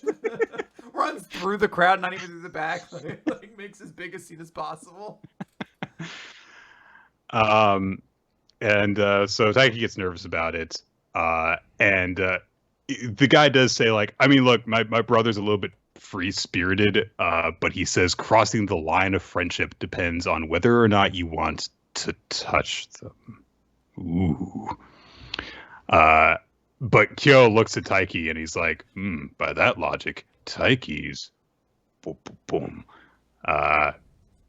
Anyway, Taiki sees them looking at him. He's like, what are you guys talking about? Nothing. So it's astonishing how much this boy can miss. Absolutely. Because they weren't far away from him either having that conversation. So we get to the end of the play after that. And Taiki, approaches Hina while she is pretending to be dead. And he thinks to himself, she's counting on me as one of her closest friends. That he's trying to just focus on that as I can't let Hina down. She's counting on me. It's you're a good guy, Taiki. You're a good guy. Yeah, she is placed a lot of stress about this performance. He understands that, and he wants to do well by what she wants, and I appreciate that. It's a very, very admirable way of going about it. So we get the kiss scene, which is honestly like, I guess it makes sense for just like a high school production for not even like the drama club or whatever. It's just a class's play that they've put on. But he just like really obviously just drapes the cape over them so their heads are kind of close. Like, you could have done something so that, like, you know, one of your heads was back to the audience and pretended that way. But nope, it's just like, we're definitely kissing under here. Yep. Kissing's this is the way people kiss. Snow White wakes up. Hina looks at Taiki and she's, you know, blushing and really happy, and she's like, oh, my prince. And it's one of those things where it's like, you know, she is, of course, in real life, has opened her eyes to see the guy that she is in love with. So there is definitely like some legitimate emotion going on there. But there's a joke that they threw in the play too, which is just crammed to this tiny panel. Because she's like, what's with you going in for the kill while I was asleep? And they're like, yeah, I guess they added so that to just completely take the tension out of that situation, out of that scene. But it's like, all right, it's time to like for everyone to come together for the big finale, time for the ending. But Taiki hears something snap above them, and oh my gosh, that ball filled with confetti is falling down, and it's headed right towards Hina. And so he dives towards her and throws his body over her to protect her from this 5-pound ball that's coming towards her. I can understand it. You see something fall. Yes. Immediately from the top, you're like, I want to protect them.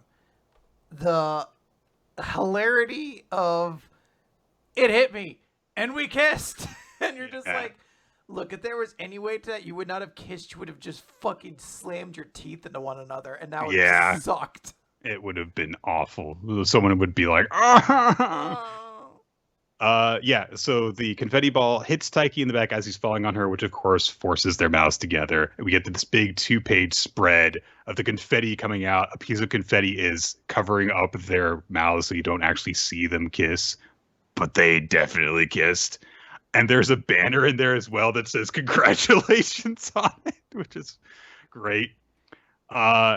Everyone, you know, rushes in. They're worried that, you know, someone might be hurt, but everyone's totally okay. Both Taiki and Hina obviously realize what has happened. A bunch of people in the audience are like, oh my God, did their lips just touch? Did they actually kiss? Holy shit. Looks like a kiss to me. And Kara, is it Kara? I think that's it. She looks over at Shinatsu. Karen, isn't it? Karen. Yes, Karen. I don't even know how you're supposed to pronounce it. Karen. She looks over at Shinatsu, who, of course, is sitting right next to her. And Shinatsu's making a face. And we get the entire last 2 pages of the chapter dedicated to the face that she is making. And she definitely seems shocked by this. But it's hard to read otherwise because, especially compared to fucking Taiki, Shinatsu's very difficult to read. So, but there's something going on in her head after she's witnessed this. So we'll see the fallout of this later. So yeah, I mean, it's a fine chapter. The execution's fine. It is a little comical of like, oh no, it fell. I must protect Hina. Bump. Oh no, we kissed, and everyone in the crowd be like, they just kissed, as opposed to being like, what the fuck just happened? Like, is there a Phantom of the Opera who's trying to kill us? What the hell's happening? Like, it's so comically specific that it's like, all right, I'm gonna go along with it. Like, I'm just gonna kind of like roll with the punches on this one. Someone comes in to see if any good items have fallen out of the confetti ball. They're like, all right, I gotta win this this brawl. Like, maximum tomato, pretty solid. That one's good. I've been taking a beating. Oh, that's just 5 Mr. Saturns. Boom, boom, boom, and you knock them straight off. You just keep going, all right? And sometimes it's Mr. Saturn, no! It says Captain Falcon knocked you off, but I want you to know Mr. Saturn did it. Oh man, a good item. Mr. Saturn, no, come back with that item. No. The master, the laser sword belongs to me now. Anyway, so yeah, that's our blue box chapter. So let's Doron talk Dororon. about something good. Let's talk about a good chapter. Ba ba ba ba. Doron, ron, ron. Doron Dororon, Dororon. That's gonna be its theme song when it gets made into an anime. When No. it gets No. made into an anime. No. Nick, we can No. spitball whatever we want. This thing's never getting an anime. When it gets to anime, we make the theme song. Do do do ron ron do do do do ron. Don't put that energy in the world. Ron Don't do do ron. don't do this to me, quick. We control its future. And Mirai, the robot from the future. The future rules. Meanwhile, while the lieutenants, samurai guys were all fighting all of the super important Mononoke, Dora was also doing important stuff. Pah! He killed a lot of them. Trust us. He definitely did. He's very strong. The one Mononoke who's been around for a while was like part of the previous group and everything. Goes after Ujiko and is trying to attack not Ujiko. Is it Ujiko? Uji? Whatever. The too cool for all this. I want everyone to praise me, but I look super serious guy. He said, Ujiko. Who cares, man? whatever. He says, I was counting the days until our reunion. Yeah. So they start fighting. He unleashes bunch of his voracious Hulk flaming skull head things,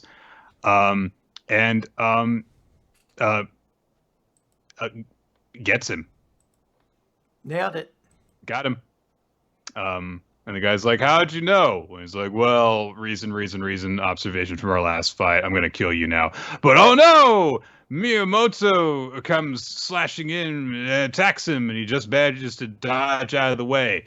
And he's like, the rumors are true. You're the strongest samurai, aren't you? But you're no match for me. Ha! Cut your sword in half. Blah! Oh, blood everywhere. Ha! Oh no, he's in big trouble. Blah!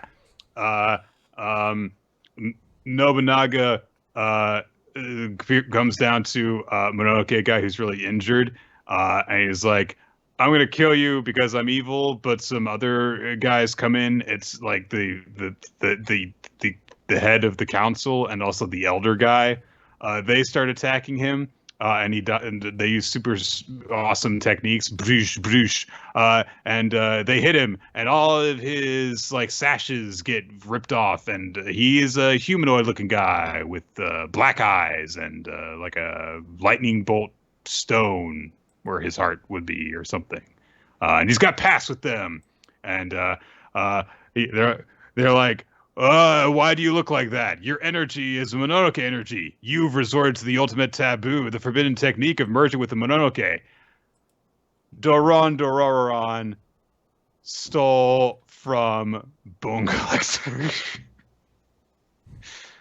So they're upset that he's betrayed them because they used to be like brothers. Their big brother Hanzo. And he's like, yeah, I've got a secret Izanagi style. Ha! He blows up a building with it. And the older guy protected everyone with his body so that they wouldn't die. And Uji, it's just Uji, not Ujiko.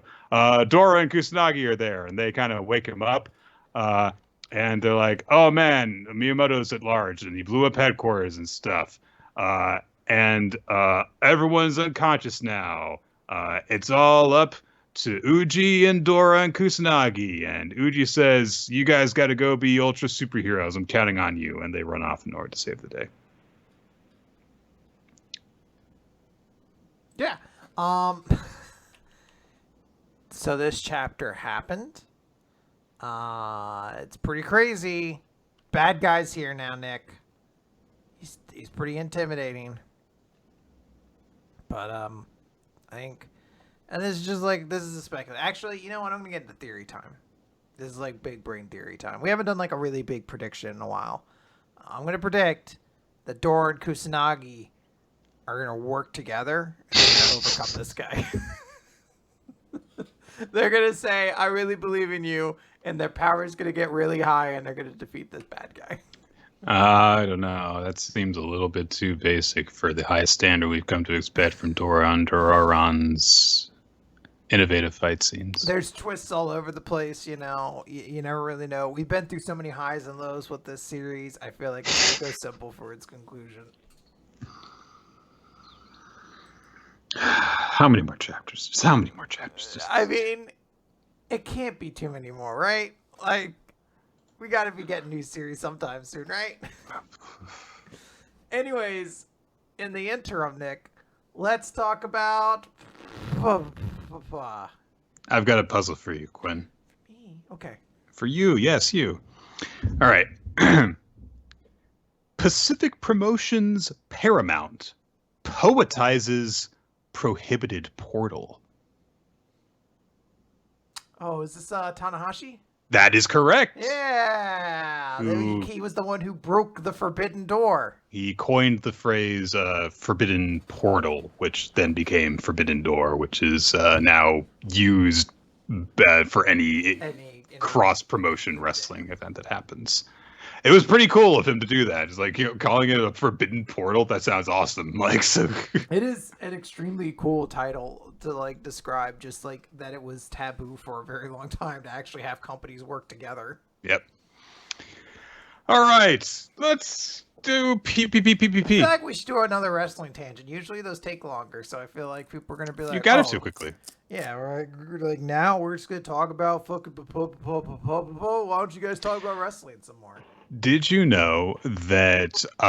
Ooh, is this like one of those Did You Know channels? Did you know that? Well, we're talking about piano series. Okay. Did you know that one of the elements of Mankind's backstory that got dropped really quickly was the Mankind was, well, he was like an abused pianist who like he would try and play wrestler Mankind. I thought you meant like the global Mankind, like Mankind's backstory. We were all piano users. Yeah.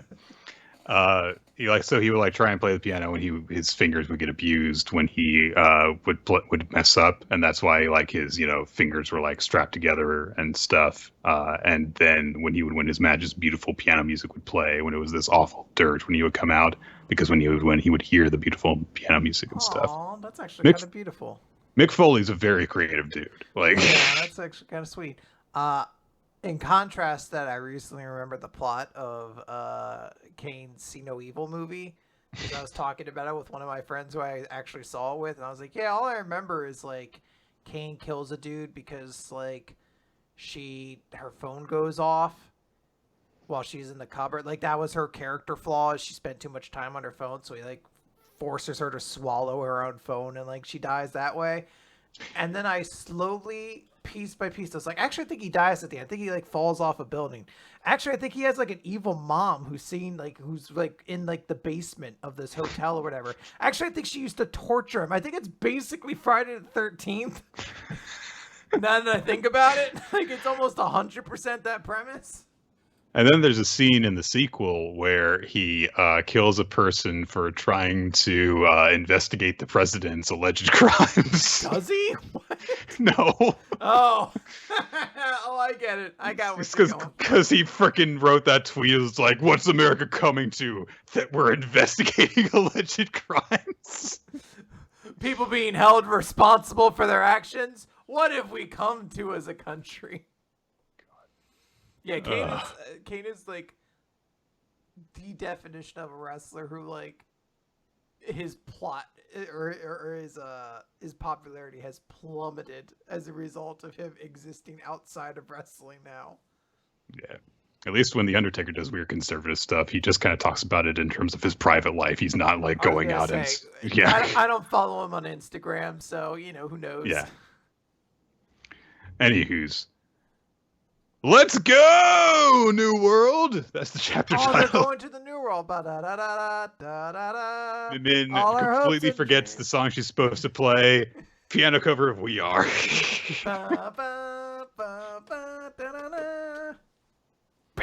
And then she breaks the piano. And they're like, well, the contest is over. Team Lucky wins because they had more points by default. We only brought one piano. Oh, man. What a great way to win a piano contest that'd be.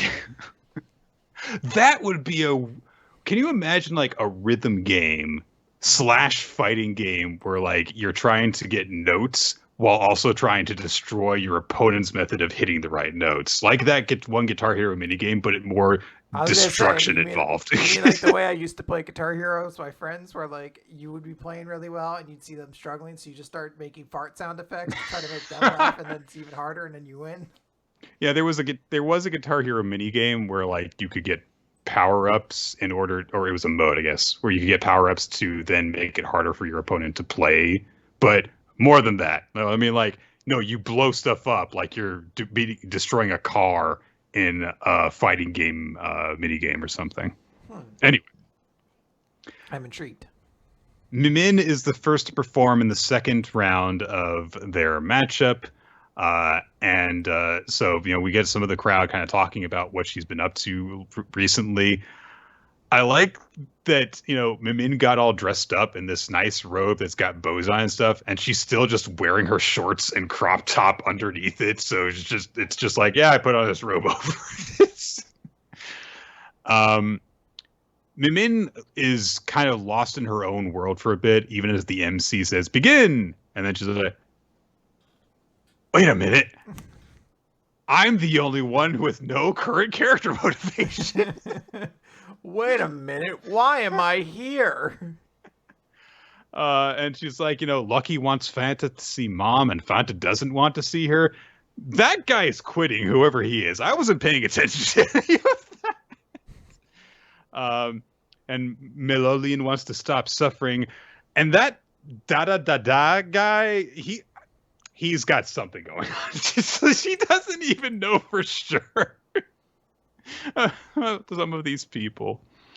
And she is like, okay, so Maloli has been saying that she's suffering because of me, but I've showed her I'm free now, so that just means she needs to do her best. But I'm here. I need some sort of character motivation. And then she realizes they're like, oh, right, there's an audience here too. But also she sees that her like handlers have all shown up too. And they all successfully get her attention, saying, you're supposed to be playing right now. And she asks, hey, why'd you come here? And they say, well, we asked if we could attend, Fanta, if we could attend, because we wanted to make sure you were okay. She's like, oh, well, that's nice. Here, have some of these. And she just takes a bunch of bows off of her robe kimono thing and starts tossing them towards them. And then she whips it off and starts throwing them out. Everyone can have some of these bows. And we cut away from there to like the green room. And Sorochika and Fanta are talking about that. And Sorochika's like, was that Nakai and her other assistants? And Fanta says, yeah, they're all here. They've actually been going behind Dad's back and helping hide Mimin from the people that have been trying to retrieve her. And Mimin hasn't even noticed that they've been helping her. It's like, oh, that's very sweet. They're loyal to her. We get, what's his name? Is it Sionji? Is that his name? Or am I making that up? Ponytail dude. Yeah. It is. Okay, good. No, I don't know. I'm just calling him Ponytail dude. I forget his name. Oh, damn it. I thought I had learned, but I guess I haven't. And Sionji is like, oh, well, yeah, I guess those three are all just acting on their own, and because Mimin's just, got a talent for being loved. You better do your best, Maloli. And then he over says, rather than figuring out a plan, it'd be so much easier if you just hurry up and love her. So he ships it, apparently. Yeah, why wouldn't he? Everyone's fucking, we have eyes. Maloli is observing Mimin's get set to perform, and she just thinks to herself, shine bright. Shine until you can't shine any brighter. And she even starts to pray, it seems, while she's thinking this. Mimin thinks to herself that she feels like totally free now, and she's like, it's been so much fun to have my fairies come out and play with them all over the country. So I'm going to think about how to make things even more fun. And she starts playing, and all the Maloli fairies come out. Her with like Cupid arrows everywhere and stuff. And then she casts the fairies out into the audience with the command to ask everyone what their idea of fun is. And the fairies actually go out and start talking to people and say, "What do you think is fun?" And some of them are like, "Oh, a trip around the world." And Min's like, "Yeah, I'll use that.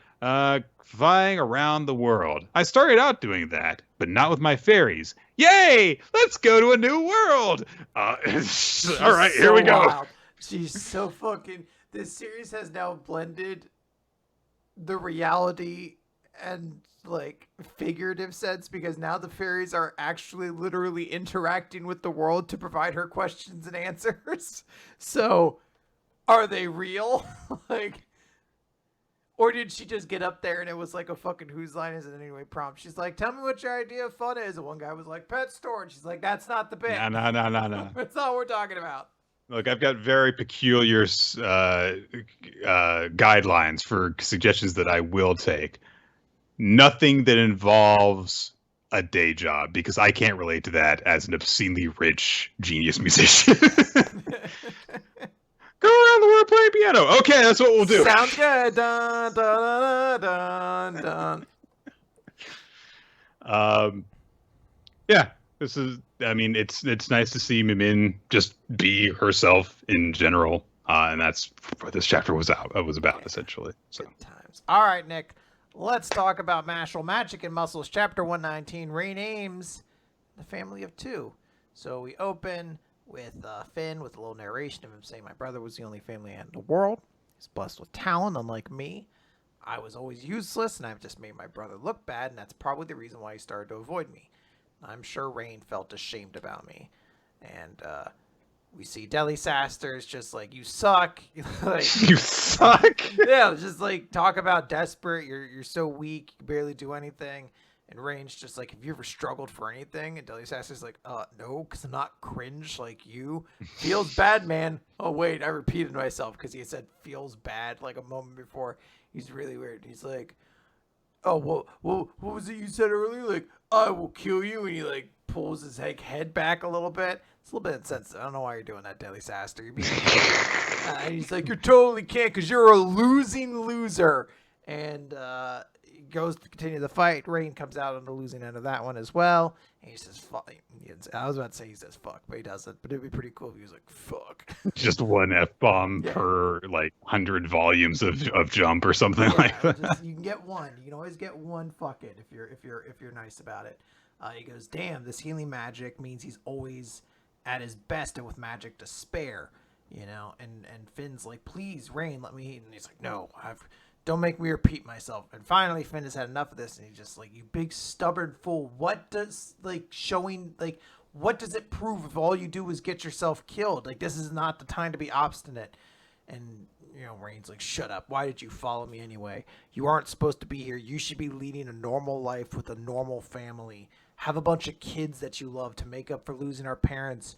Grow up to be a normal old man. Leave the bad job, like the bad guys and the dirty jobs, to me." And Finn's just like, "Wait, are you serious?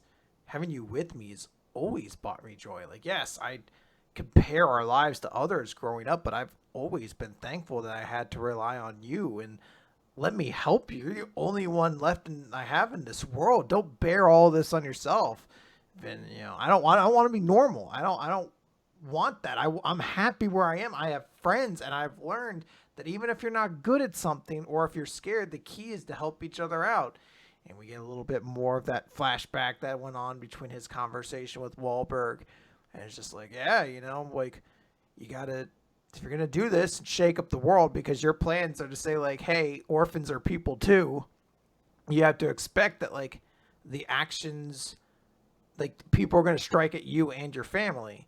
And Rain's just like, yeah, I'm gonna keep it at a distance. So, you know, as long as he can build a healthy world, then I'll be okay. And, you know, we just see Rain being like, "I still remember when you used to come crying to me about the slightest thing. You've grown up, Finn." And he stands up, and, you know, has his sword. He's ready to go back off into fight again. And, you know, Finn is just like, "No, please. He's marching to his death. I have to help him. Give me strength." And, you know, Rain and Deli Saster strike once again.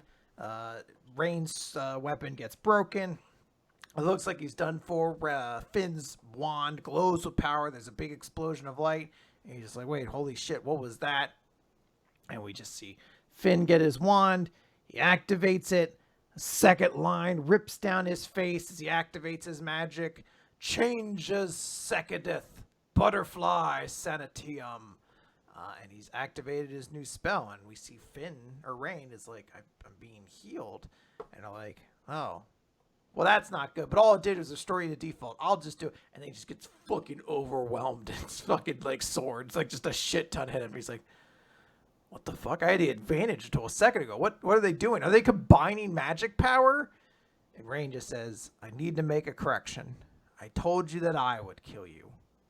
I meant to say we. Brother team up. Yeah, Nice. it's pretty sweet. I love it. Love these brothers working together. Yeah, and hey, Finn got to do a big badass thing. It took him so long, but he had his big moment. Yeah. I wasn't wrong when I said I thought a bigger Finn moment was coming. I thought it would have been the next chapter, but it happened like 6 chapters later. So I'm not crazy, just a little foolish. Yeah. I like this chapter a lot. It's very good very stuff. Nice. Yeah. All right, we're going to move on into the Elusive Samurai, Chapter 73, Hisashiban, 1335. So the Hisashiban are out in town and essentially are selling war bonds, basically. They're, selling a bunch of merchandise around them in order to get money and stuff. And Iwamatsu's getting laid a whole ton. Just too much, probably. And also that is just the same woman 5 times, it looks like. We get a little bit of like, hey, we have to reestablish, because these guys are going to be like the next arc villains, basically. So let's get some of their character back in. We get Kira eats grass. Yes. Sure. And Imagawa, the guy who wears the horse mask, comes up and says, I love horses. I love horses. I knew a couple people like that in high school. And like, all right. And that, they start talking him up. Uesugi, the demonic looking one, says like, oh, loving horses befits a warrior. And I hear he owns many. And the younger looking one says, oh, we must really like them. Yeah, look at what he's eating. It's horse meat, raw horse meat. I've seen the way he fights, but that predilection is sick. He's just chowing down on raw meat in the middle of all this. Like, all right, cool. Also the guy who was going to go and sleep with tons and tons of women says, the Hisashiban is strong, but they're all weirdos. I'm the only normal one. I mean, I guess if you think that way. One of them also has, like, an idol girl on his breastplate. Dude, I love it. This dude's the first, like, fucking simp of the new world. He's just like, I've got my VTuber girl. I got my merch. I hang it on my chest, and like she's with me, whatever. You're just like, what the fuck? How did you do that? Yep. Also, he says that Dancing Angel Tsuruko is my goddess. I thought her up myself. So yeah, virtual girl. Yeah. Then we get what is it? Yoshisue goes to meet with Tadayoshi, and I have to get this family relationship right here. Yoshisue's older sister is married to Tadayoshi, and his daughter would later wed Takauji's son. So they're tightly knit and bound by family relations. And their clan is also very close to the Ashikaga clan. So he goes to meet with Tadayoshi, and he brings up the fact that, like, I mean, look, the enemy's got the initiative, even though we know where they're headed. The fact that, we only found out who the Hojo heir was when we did means we didn't get a chance to attack and kill him. And Tadayoshi agrees, like, yeah, our situation's not actually ideal, but I chose your group because its members have more than lineage and youth. They have madness.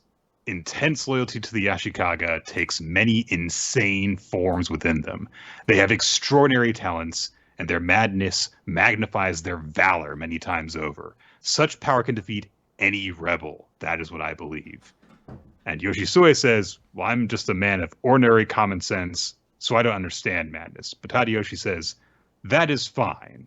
For the sake of the Ashikaga, your sister and daughter, and for me, use this katana to behead Tokiyuki and return home safe. So I do like this scene. We get this establishment like, okay, Yoshisue is going to be the guy who's very sensible and is going to be kind of the center of this, while we've got all these other insane characters to deal with in the meantime. But that's presumably our like war general, the mind we have to do the chess battle with for now. Then we get a very weird sequence where Tokiyuki's forces engage with some random general who carries a cat with him into battle and says that he's going to feed Hojo flesh to it and himself. And he talks about how great it's going to be when he rises in status, and he gets really excited and starts to squeeze that poor kitty to death. But then the Hojo forces arrive. There's a whole ton of them. Tokiyuki's riding with them. And the general guy panics and says he's going to kill the cat, which is like, fuck this guy. Kojiro says, so who cares? Fuck you, Kojiro. But Tokiyuki is a hero, so he orders Genba to snatch that cat to safety, and he does, and then Tokiyuki carries the kitty with him into battle. So it was a very weird finish to a chapter. The other was like, hey, remember these villains? These are the guys who are going to be falling further for a little while. So yeah, I mean, it's a chapter of like, hey, there's a bunch of new characters, and they all have like minor personality quirks where like, this is fine. I'll have to see them in like a longer stretch, because like part of me also remembers like when they introduced the generals and they didn't really do much, and then when it was like, here are the side army people in Kojiro's like unit or whatever, and like those characters have kind of briefly brought up a little bit more. These ones have a little bit more like a fully fledged personality, but I'm kind of waiting to see if they're actually that relevant or not. We will see. We shall. Black Clover! Let's talk about Black Clover, page 333, the world's savior and its flaw. So we just opened with narration. I gave it a lot of thought. The greatest devil host potential in the history of our family. An exceptional being born with two souls in one body. Which means that he can use two different kinds of magic. Who would have thought? Two different kinds. This is unprecedented. Nick, hold your horses. I think he potentially have more than one type of magic. Who are we? What are we meant to accomplish? We bound a supreme devil Astaroth of time magic to ourselves in an attempt to learn the answer. I've seen it, Julius. The future. True peace for the world. Lucius, isn't that? We see now it's like a conversation between these two brothers of like, yes, I foresaw that you would try to stop me as well, and it's a shame. No one's ever been closer to me than you, and yet you don't understand. And Julius is just like, what do you plan to do, Lucius? He's like, it's all right. I've seen it all. We'll be able to bring peace to the world. And we cut back to the present, as everything's kind of like, everyone's like, what? The Wizard King? And Asta the first person who's like, wait, no, you're not him. Who are you? And suddenly a spell goes off, and we just see like this giant sphere envelop the area, and we just see everyone is frozen. Birds are frozen in the sky. All the other people are frozen, but Asta's not. And Lucius is coming up to like touch him on the forehead, and Asta activates sort of his hybrid form, and he's like, no, I'm not letting that happen. And Lucius is just like, this is anti-magic, the power that flies in the face of natural law. And just like, wait a minute, you that's the Wizard's King magic, but this spell is huge. And I don't know why I'm blanking on his name. Lucius. Lucius. I want to keep calling him Lucifero, and that's the demon. And then I'm like, well, now I don't remember his name at all. I just need to remember two things. One, Lucius Fox. Two, he's luscious. Lucius. Got it. Because I've absorbed Lucifero, Batman. Now you must die. And they're like, wait, you absorbed it? You're Julius, but you're not. You're human, but you're not. What are you? What have you done with the Wizard King? And Lucius is just like, I am Lucius Socrates, savior of the world. And Julius is dead. And he just goes on like Asta's like, whoa, but he just explains, he's like, look, he already did what he wanted to. It was all in service of our ideal for the sake of true peace, a world without sadness or hatred or war or discrimination, which, by the way, the Wizard King was real bad at. So I don't know what he means by he completed his mission, because we know for a fact the Clover Kingdom was rife with discrimination and issues. Oh, no. He's saying that Julius just got him in position so that he would have the power to do that himself. Okay, gotcha. Because I was going to say, let's not forget that so much awful stuff has happened under Julius as the Wizard King. Julius did want to do those things, but yes, he wasn't good at them. Yeah. So Lucius is just like, yeah, we're going to repair all humans, and then my siblings and I will destroy them and use our magic to recreate them. So potentially, maybe we haven't seen the last of the Zagratis siblings or whatever. Yeah, maybe. And he says, then to prevent any further mistakes, I will rule over everything as the final Wizard King. And Asta's like, what the fuck are you talking about? He doesn't say fuck either, but it would be pretty dope if he did. He got his one fucking, he's like, fuck, what are you talking about? And Lucius just says, I foresaw everything except for one thing. You. By rights, no living thing should ever be born without magic. You are the world's flaw. For the sake of a just future, flaws must be eliminated. And I do like this because there's just a panel of like nothing, and Asta's like, I see. Fuck you! Basically. Calling it a flaw. Fuck you, I'll fucking break your goddamn face or rip your goddamn face off. I'm gonna crunch your fucking head. Asta is an idiot, but sometimes it does really work. His very blunt and straightforward style. And yeah, this guy has just insulted him to his face and called him a mistake. On top of all the other bad things he's done, it's like, yeah, fuck you. I'm going to stop you. You're ridiculous. You're going to destroy humanity and then rule over it. Fuck you. I'm going to stop you. Good for you, Asta. So Asta's like, that's the Wizard King I looked up to, the one who put his life on the line for everybody. And there's no way he'd die that easy, so I'm going to stop you and save him. And Lucius is just like, I'm stronger than Julius, you know. He looks so smug. Yeah, fuck him, this stupid sweater vest. And Asta just says, in that case, and he pulls out his sword, activates it, shuts off the anti-magic barrier, or the time barrier that's going on around him. Everyone starts moving again, and he pulls out two swords. He says, right here, right now, I'll surpass the Wizard King. Bum, bum, bum, bum, bum, bum. It's a cool chapter.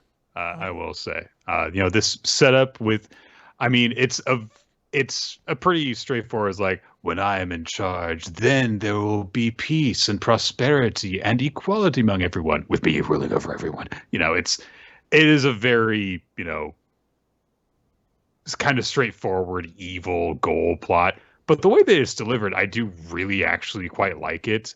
And I like the way that we see this shadowy conversation between the two souls in his body, between Julius and Lucius. Julius, who, was ignorant of stuff that was going on because it was hidden from him. And I really like the way that Asta comes off in this chapter, where he hears this plan out and he's like, this is horrible and I'm going to stop you. And he does a really cool pose at the end after breaking the spell. It's a big, cool moment for Asta. Yeah. It's very cool. Okay. Like it. Good stuff. Let's finish with One Piece. Cross Guild is the name of the chapter. That should be the name of a video game. Cross Guild. It is a pretty cool name. Yeah. So the party in the Flower Capital is now over. Unfortunately, the Scabbards did not come out of the fight looking so good. Raizu's all shriveled up, as is Shinobu, because they got the fluid drained out of them. Kinemon, blames himself for not being there to help out, and they're like, "Hey, it's all right. We got out of it okay, thanks to Momonosuke helping out." He, of course, was going to go and see Otsuru, and he, reports that like, "Oh yeah, the town had burned down. Otsuru's got a burn on her face, but she's alive and well." And we kind of cut over to see a conversation between Otsuru and, I don't even know if we've met this woman before. There's so many characters in this arc. we did meet this woman before. It was I believe early on in that chunk where they went to, oh god, I can't remember the name of the city. It's where they fought Hold'em. Right. I believe she was there. So, but we see that like, hey, they reconnected. They're still very, very clearly very much in love, and it seems like they're going to go back to living together. It's like, all right, a nice, happy ending for Kinemon after traveling with the crew for quite a while. So like, hey, he got everything that he wanted. He got to fulfill his mission and his duty to Odin by getting Momonosuke back and getting him back in power, and he gets to be with his wife now. Good for him. And everyone's like, "Oh my god, dude, stop being so." You're being so gross. Stop it. And Raiza's like, "I wish I had someone who loved me." They're like, don't die, Raizo. I don't know. It'd be fine if you did. We lost to some way cooler guys than him. Carrot comes in to talk to Dogstorm and Cat Viper. She's been enjoying the party. She's got some dango and other stuff. And they're like, "Hey, you're going to be the new king of the Mokumoto." No, guys. Carrot's definitely joining the Straw Hats. Guys, it's definitely happening. I remember so long ago, I was going to make a bet that if Carrot joined the Straw Hats permanently, I was going to like dye my hair orange. And I was like, God, what if it doesn't happen? Like, what if it does? And I'm going to be really, no, fuck it. I knew it. I was always right. You were always just fucking weirdos. It definitely seemed like it was less and less and less and less likely to happen throughout the Wano arc. We should have learned our lesson after Polly. Like, no, this is coming off a little too strong. I don't really even remember Polly, so that was a big deal during the Water 7 arc. They were like, they need the ship right. Polly was like the right. The rope guy. Everyone was like, and then it turned out to be Frankie instead. Yeah. Carrot just comes in munching on food, and she's like, "No king of Mokumo." Okay. Wait, what? And she's like, "What are you talking about?" And Dogstorm and Cat Viper, the points that they make individually make sense. I don't know if it makes it is something where you're like, how old is she? Like, yeah, she's like I feel like she's like a kid. Like, yeah, I was like, I do get that she's the one with the most worldly experience that's not already like one of your main combat force, essentially. Right. But like, yeah, it is wild. And they do, I mean, like, the argument that they make is internally consistent and logical, because they say, like, look, Cat Viper and Dogstorm want to stay with the Kozuki clan and serve Momonosuke, so they can't rule anymore. And they say, you're one of the few people who's actually been out to see the world because you've been traveling with Luffy. So that means that you can actually use that experience and pass it on to the next era. And also you represent the next era because you're part of the younger generation. And Carrot's like, well, but there's people who are stronger than me. And yeah, there's the three musketeers who are going to be helping her and stuff. And Wanda says that she'll help out too. But they're like, but hey, you also carry on Pedro's will. We're willing to leave the legacy and the responsibility of Zoe to you guys. So it's something that's like, all right, it's nice. And it's like, hey, I'm glad that Carrot got something. But it is very much like, why Carrot though? I don't know if this is wise. It makes sense in this in the logic of there's only like two other characters from Zoe that we know. Mm-hmm. So in that way, she's the best candidate, and it does create the idea of like the new generation taking over as we've seen in basically every other location they've ever been to. Like, here's the new generation that's going to take over, and the older one will be there to support them, which is great, you know. But yeah, it definitely is one of those things of like, sure, okay. It would have been nicer if we had seen more moments of Carrot properly like learning or like demonstrating maybe leadership qualities or something. I don't even have anything specific because that's how little she really got to do during this whole But remember arc that in time Wano, she drew us so. a couple Straw Hats as Bishojo characters, Nick? I don't even remember that. I don't even remember That's that. like the one scene. It was a great scene. It was a hilarious scene, but it was like the one scene people point to. Like, remember that cool moment she had there, and then she turned into like a were rabbit, and then Yeah. that was it. That was basically it. She didn't get to do anything in Wano. she lost some fights. Well, that was all Whole Cake Island. She didn't do anything in Wano. I think that she tried to fight Perospero and then she lost. had a fight and then lost. Yeah, off screen. that's about it. Like, we're gonna need that power to protect Zoe. Yeah. When you lost to Perospero, like Yeah. the seventh most powerful member of Big Mom's crew. Yeah. Sukiyaki introduces himself to his grandkids, who immediately embrace him, and he apologizes for, not being around. And they're like, hey, I mean, like, we're just glad that we have a relative who's alive. So it's like, oh, that's nice. And I do love this bit. This chapter reminded me of like, all right, Kinemon was a fun character at certain points, because Sukiyaki turns to the others and is like, oh, I suppose that you knew, and Kawamatsu is like, oh, of course, and Denjo's like, yes, I mean, we thought it would have been rude to reveal it, and Kinemon's just like privately like, he was Sukiyaki the whole time. The fuck. I love that joke with him. It's a good one. Then, they pass on Robin passed on the information to the Straw Hats. The Pluton is within the country. She clarifies, like, I wasn't able to see it myself, but it's here. And Frankie's like, I can't believe that something of that power actually is here. And we reestablished that Frankie had burned the plans for it. And Robin says to Luffy, yeah, the ancient weapon Pluton, with a bears the name of a god. You want it, Luffy? Nah. Of course he doesn't want it. He's Luffy. But they also wonder, like, okay, well, Odin wanted to open up the borders of Wano. Why would he want to unleash such a horrible weapon? And then Shinobu shows up. And no, it's she's fine. thin now. She's hot now. Yeah. Austin has been like texting me because he's slowly watching One Piece, and like the main comment I keep getting, he's like, Oda really hates fat people. And I was like, what do you mean? And you see me when you're like this, you're like, yeah, it's a little bit. Yeah, a little bit, yeah. But there is a moment that we did that I really like, because Otama is with her, and she's in like her own kind of ninja gear, and she doesn't know any ninjutsu, but she's doing ninja poses, which is very cute. And she says, hey, yeah, the next time that you come by, I'm going to be really tough, and then you can let me join your crew. And Luffy's like, yeah, if you can use ninjutsu by then yes. It's like, that's very sweet. And I mean, like, I get locked it into my brain.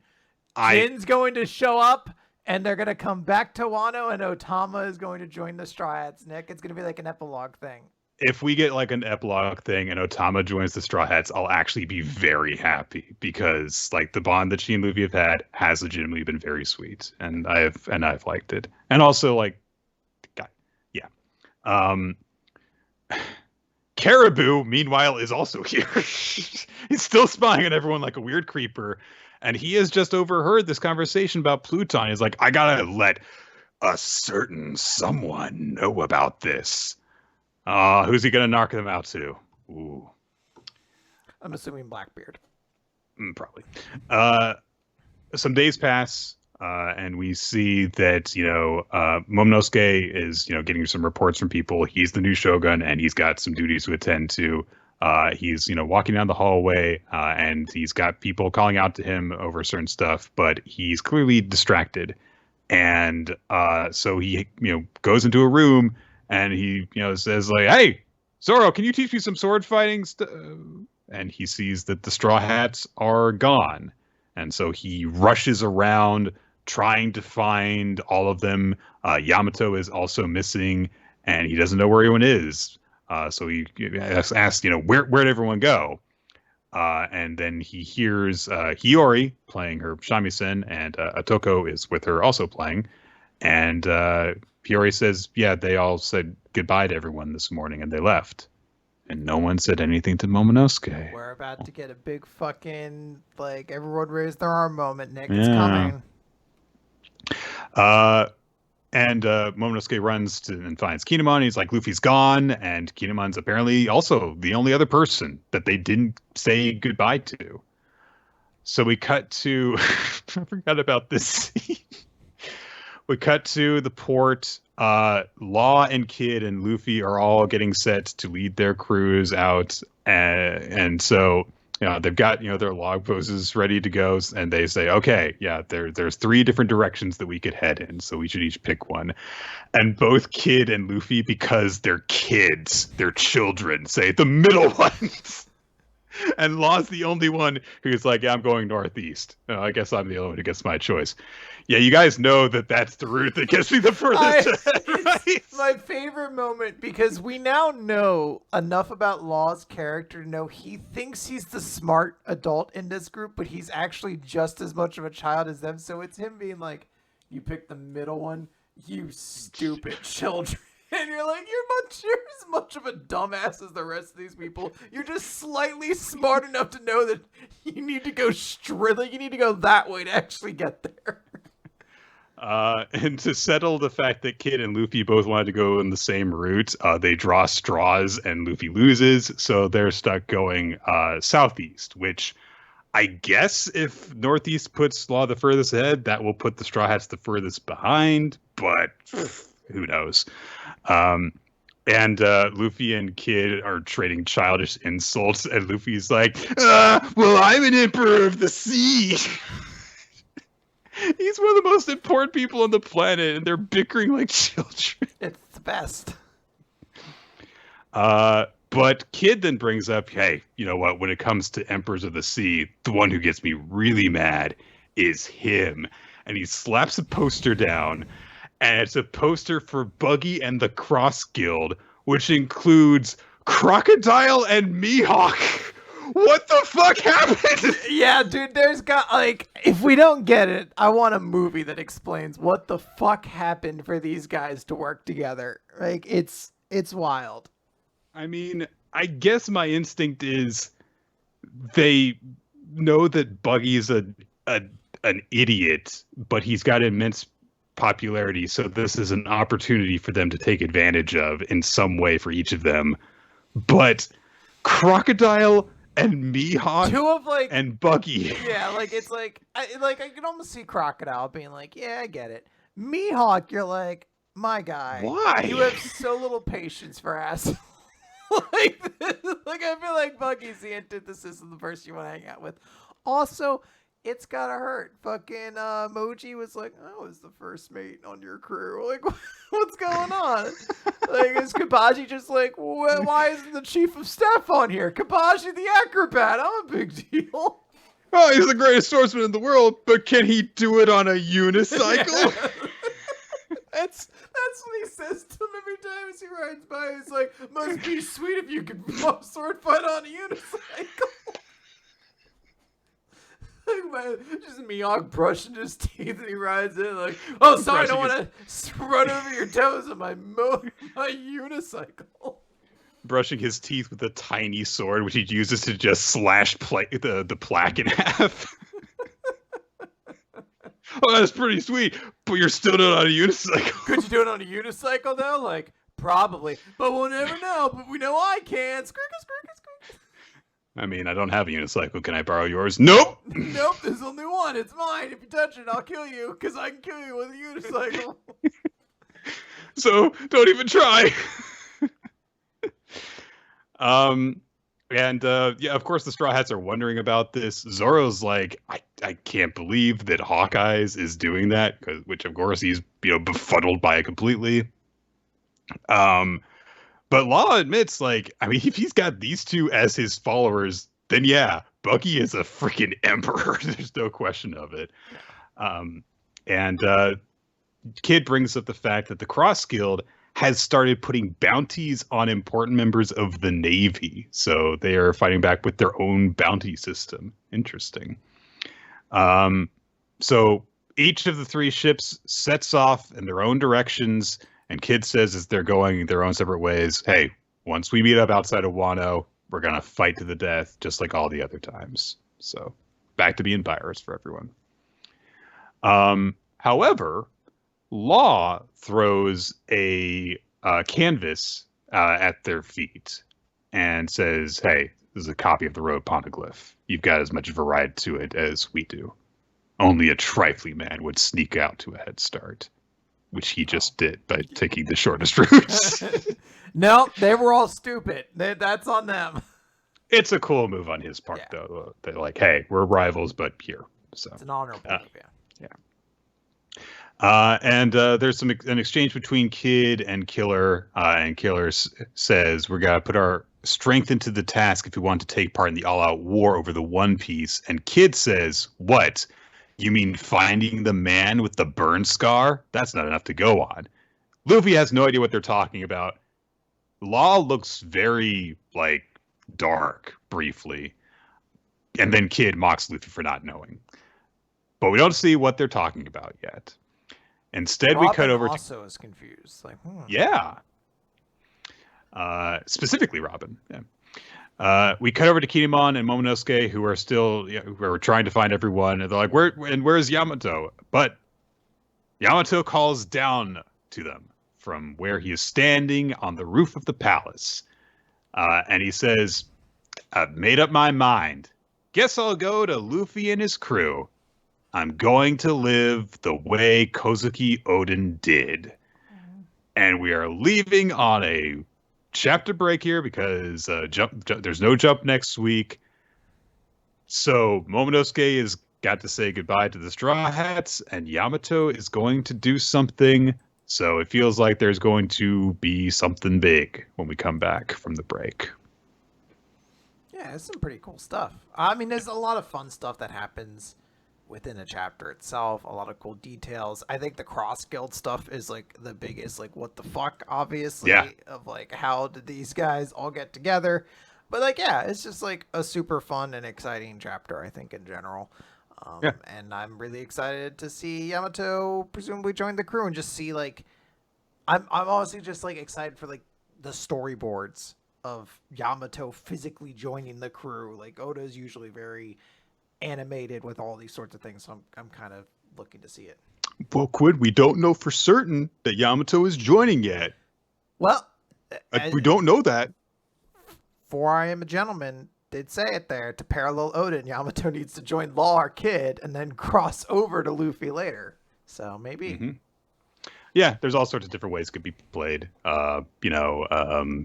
People have thrown around the idea that Yamato will like do something to prove himself the way that Oden had to prove himself to Whitebeard. But I don't know. I'm not going to say 100% that I know what's going to happen next time, but it definitely seems as though Yamato is going to be important in the story going forward. That he's not just going to like stick around in Wano like Momonosuke and the others. Like, this was his introductory story, not his concluding story. So, absolutely. Yeah. Right. Let's do it. MVP and chapter of the week, Nick. I'll say right now that as of the current moment, there's a 3-way tie in our audience pick. That's not too surprising to hear. There was a lot of good shit this week. Yeah. A lot of stuff that, gives you something to think about heading into the future. God, I don't think you can really go wrong between like about 5 or 6 different series. That's why my chapter of the week is going to be Doron Dororon, and my character of the week is going to be that you managed to do it. That new agent dude from Aliens area. dislike him greatly. I think I have to go with One Piece. There were, like I said, a lot of really good chapters. I think that Akane-banashi was insanely good. I thought Blue Box was fun. PPPPP was fun. But One Piece got me just really excited with like every single development that was featured in this chapter, and there were a lot of big ones. So, mine is going to be Akane-banashi. I really, really liked it. As I said, like, I am more hyped to see Akane-banashi than anything else next issue. So I'm super pumped to check that one out. I think it's so exciting. Yeah. And go ahead. No, I was gonna say, like, you go ahead. Oh yeah, my MVP is actually gonna be Asta. Wow. Just like I said, like he comes off as really cool in this. The big villain introduces himself and he's like, "All right, I hate that. I hate everything that you just said, and I'm gonna stop you right now." And he does a really cool pose to end the chapter. So like, yeah, that's our hero. That's the guy. That's the guy that I want to follow right there. Yeah, I'm sure he's gonna get his ass kicked next chapter, but we'll see. Sounds good. My MVP is going to be Finn. I thought it was like just a really cool chapter with Finn. I think him getting a second line was like a super hype moment, and it was really cool. The audience, by the way, did pick Finn as their MVP of the week, and then their chapter of the week was a 3-way tie between Akane-banashi, Undead Unluck, and Spy Family. Good choices. Yeah, and there was votes all over the place for all different stuff. I thought Kaiju number 8 was really, really good. One Piece, as you said. Yeah, good stuff all around, guys. Yeah. Good stuff. This was a good week of manga. And with Jump being on break next week, I guess we'll just have to focus on some other quality manga. I like that I see that you have tags. Like you're ready to reference things. Yep. I've read approximately 1/10 of the first volume. This is going to be bad. So now I hope that your tags are just for like, this scene was arousing, this scene was arousing. It's not the adjective that I would use, but okay. Believe what you want. Interesting then. You're like, this one is inspiring, this one is enlightening. It's definitely closer. So Nick does like it. Guys, get yourselves ready. Nick next week, high praise is going to be going on. Look, all that I have to say is, how else would you show off your manliness if not by putting your tight, shapely ass on display? Words to live by. All right, goodbye, everyone. Bye.